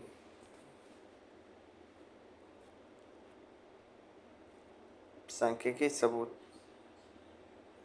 अब इस बार क्या है, बिहार दरोगा के मेंस में ये सवाल पूछा, कितना अच्छा सवाल पूछा है कि इसमें से कौन मुगलकालीन व्यापारिक केंद्र नहीं है? आगरा तो है, बुरहानपुर भी है, लाहौर भी है, क्योंकि लाहौर उत्तर पश्चिम क्षेत्र पे था तो वहाँ से व्यापार कुछ खरीद ही लेगा। गोलकुंडा में नहीं होगा इसके अनुसार। गोलकुंडा भले हीरा खान था, लेकिन वो मुगलों के पास नहीं था, मुगल साम्राज्य में नहीं था। तो मुगलों की राजधानी और सूबा सूती वस्त्रों का नीलों का प्रमुख केंद्र था आगरा। और लाहौर क्या था, उत्तम पश्चिम मार्ग पे था। बुरहानपुर दक्षिण व्यापार मार्ग का प्रमुख केंद्र था। गोलकुंडा में हीरा था, लेकिन गोलकुंडा से मुगल का भाग नहीं था। बाप रे। अब यहाँ पे देखो एक क्वेश्चन पूछा था इसी बार 1799 के मेंस में ही आज, यहाँ जल प्रबंधन के बारे में। तो क्या अर्थशास्त्र में जल प्रबंधन की जानकारी मिलती है? तो बोलना कि बिल्कुल बहुत बढ़िया तरीके से मिलती है। यहाँ पे देखो जल के बारे में क्या लिखा हुआ है कि नियम और कानून, बांधों के निर्माण का नियम, नहरों का रखरखाव, जल वितरण के कई ऊपर नियम बताए गए इसमें। सिंचाई करके बताया गया कि इसमें उदक भाग था, एक सिंचाई कर बोल लिया जाता था। तकनीकी ज्ञान के बारे में बताया कि जल स्रोत और उनसे संरक्षित करने के लिए विद्यार्थी का विस्तार होना आवश्यक। ये वो क्वेश्चन हमको ये समझ में नहीं आ रहा था, ये वाला। आईने अकबरी ने भारत के लोगों को मुगल साम्राज्य की सूचनाओं से हो ही किया। ये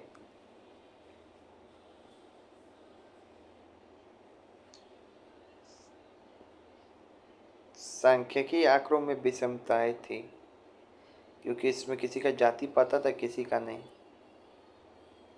ठीक है, और एक सेकेंड। अब यहाँ पे बच्चा ध्यान से देखिएगा। आईने अकबरी के सांख्यिकी आंकड़ों की सीमाओं के संदर्भ में सही कथन चुने। अब इसमें एक से ज़्यादा ऑप्शन सही हो सकता है। पहला कथन सही क्यों है कि आईने अकबरी में सभी सूबों के लिए समान रूप से विस्तृत नहीं है। बिल्कुल, जो सभी सूबा है उसके लिए समान रूप से विस्तृत नहीं है आईने अकबरी, क्योंकि क्योंकि उदाहरण के रूप में बंगाल के लिए जमींदारों की जाति की जानकारी नहीं मिलती, जबकि उत्तर भारत के सूबों के लिए जानकारी उपलब्ध थी। तो सभी सूबों के लिए समान जानकारी ये नहीं देता, कहीं का है कहीं का नहीं है।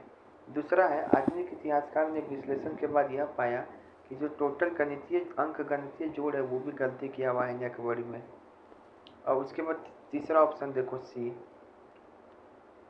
आईनेक-वरी में दी गई कीमतें और मजदूरी पूरे मुगल साम्राज्य के लिए सटीकता का समान प्रतिनिधित्व करता है। अरे ये नहीं है। पहली बात तो ये पूरे जो साम्राज्य है उसका बात तो लिखा ही नहीं गया था आईनेक-वरी। आईनेक-वरी जो लिखा गया था वो मुख्य रूप से राजधानी के आसपास दिल्ली और आगरा उसके आसपास के क्षेत्र पे आधारित था, पूरे साम्राज्य पे नहीं। तो ये तो सीमा क्या है, कुछ भी नहीं है, गलत स्टेटमेंट है। सभी सूबे प्रांत में एक ही तरह के विस्तृत आंकड़े एकत्र नहीं किए गए थे, बिल्कुल एक जगह परिस्थितियां नहीं थी, डेटा वेरिएशन हो रहा था। ए बी सी यहाँ पे, सॉरी ए बी डी तीन ऑप्शन सही है सी को छोड़ के, ये भी याद रखेंगे। जय माता दी।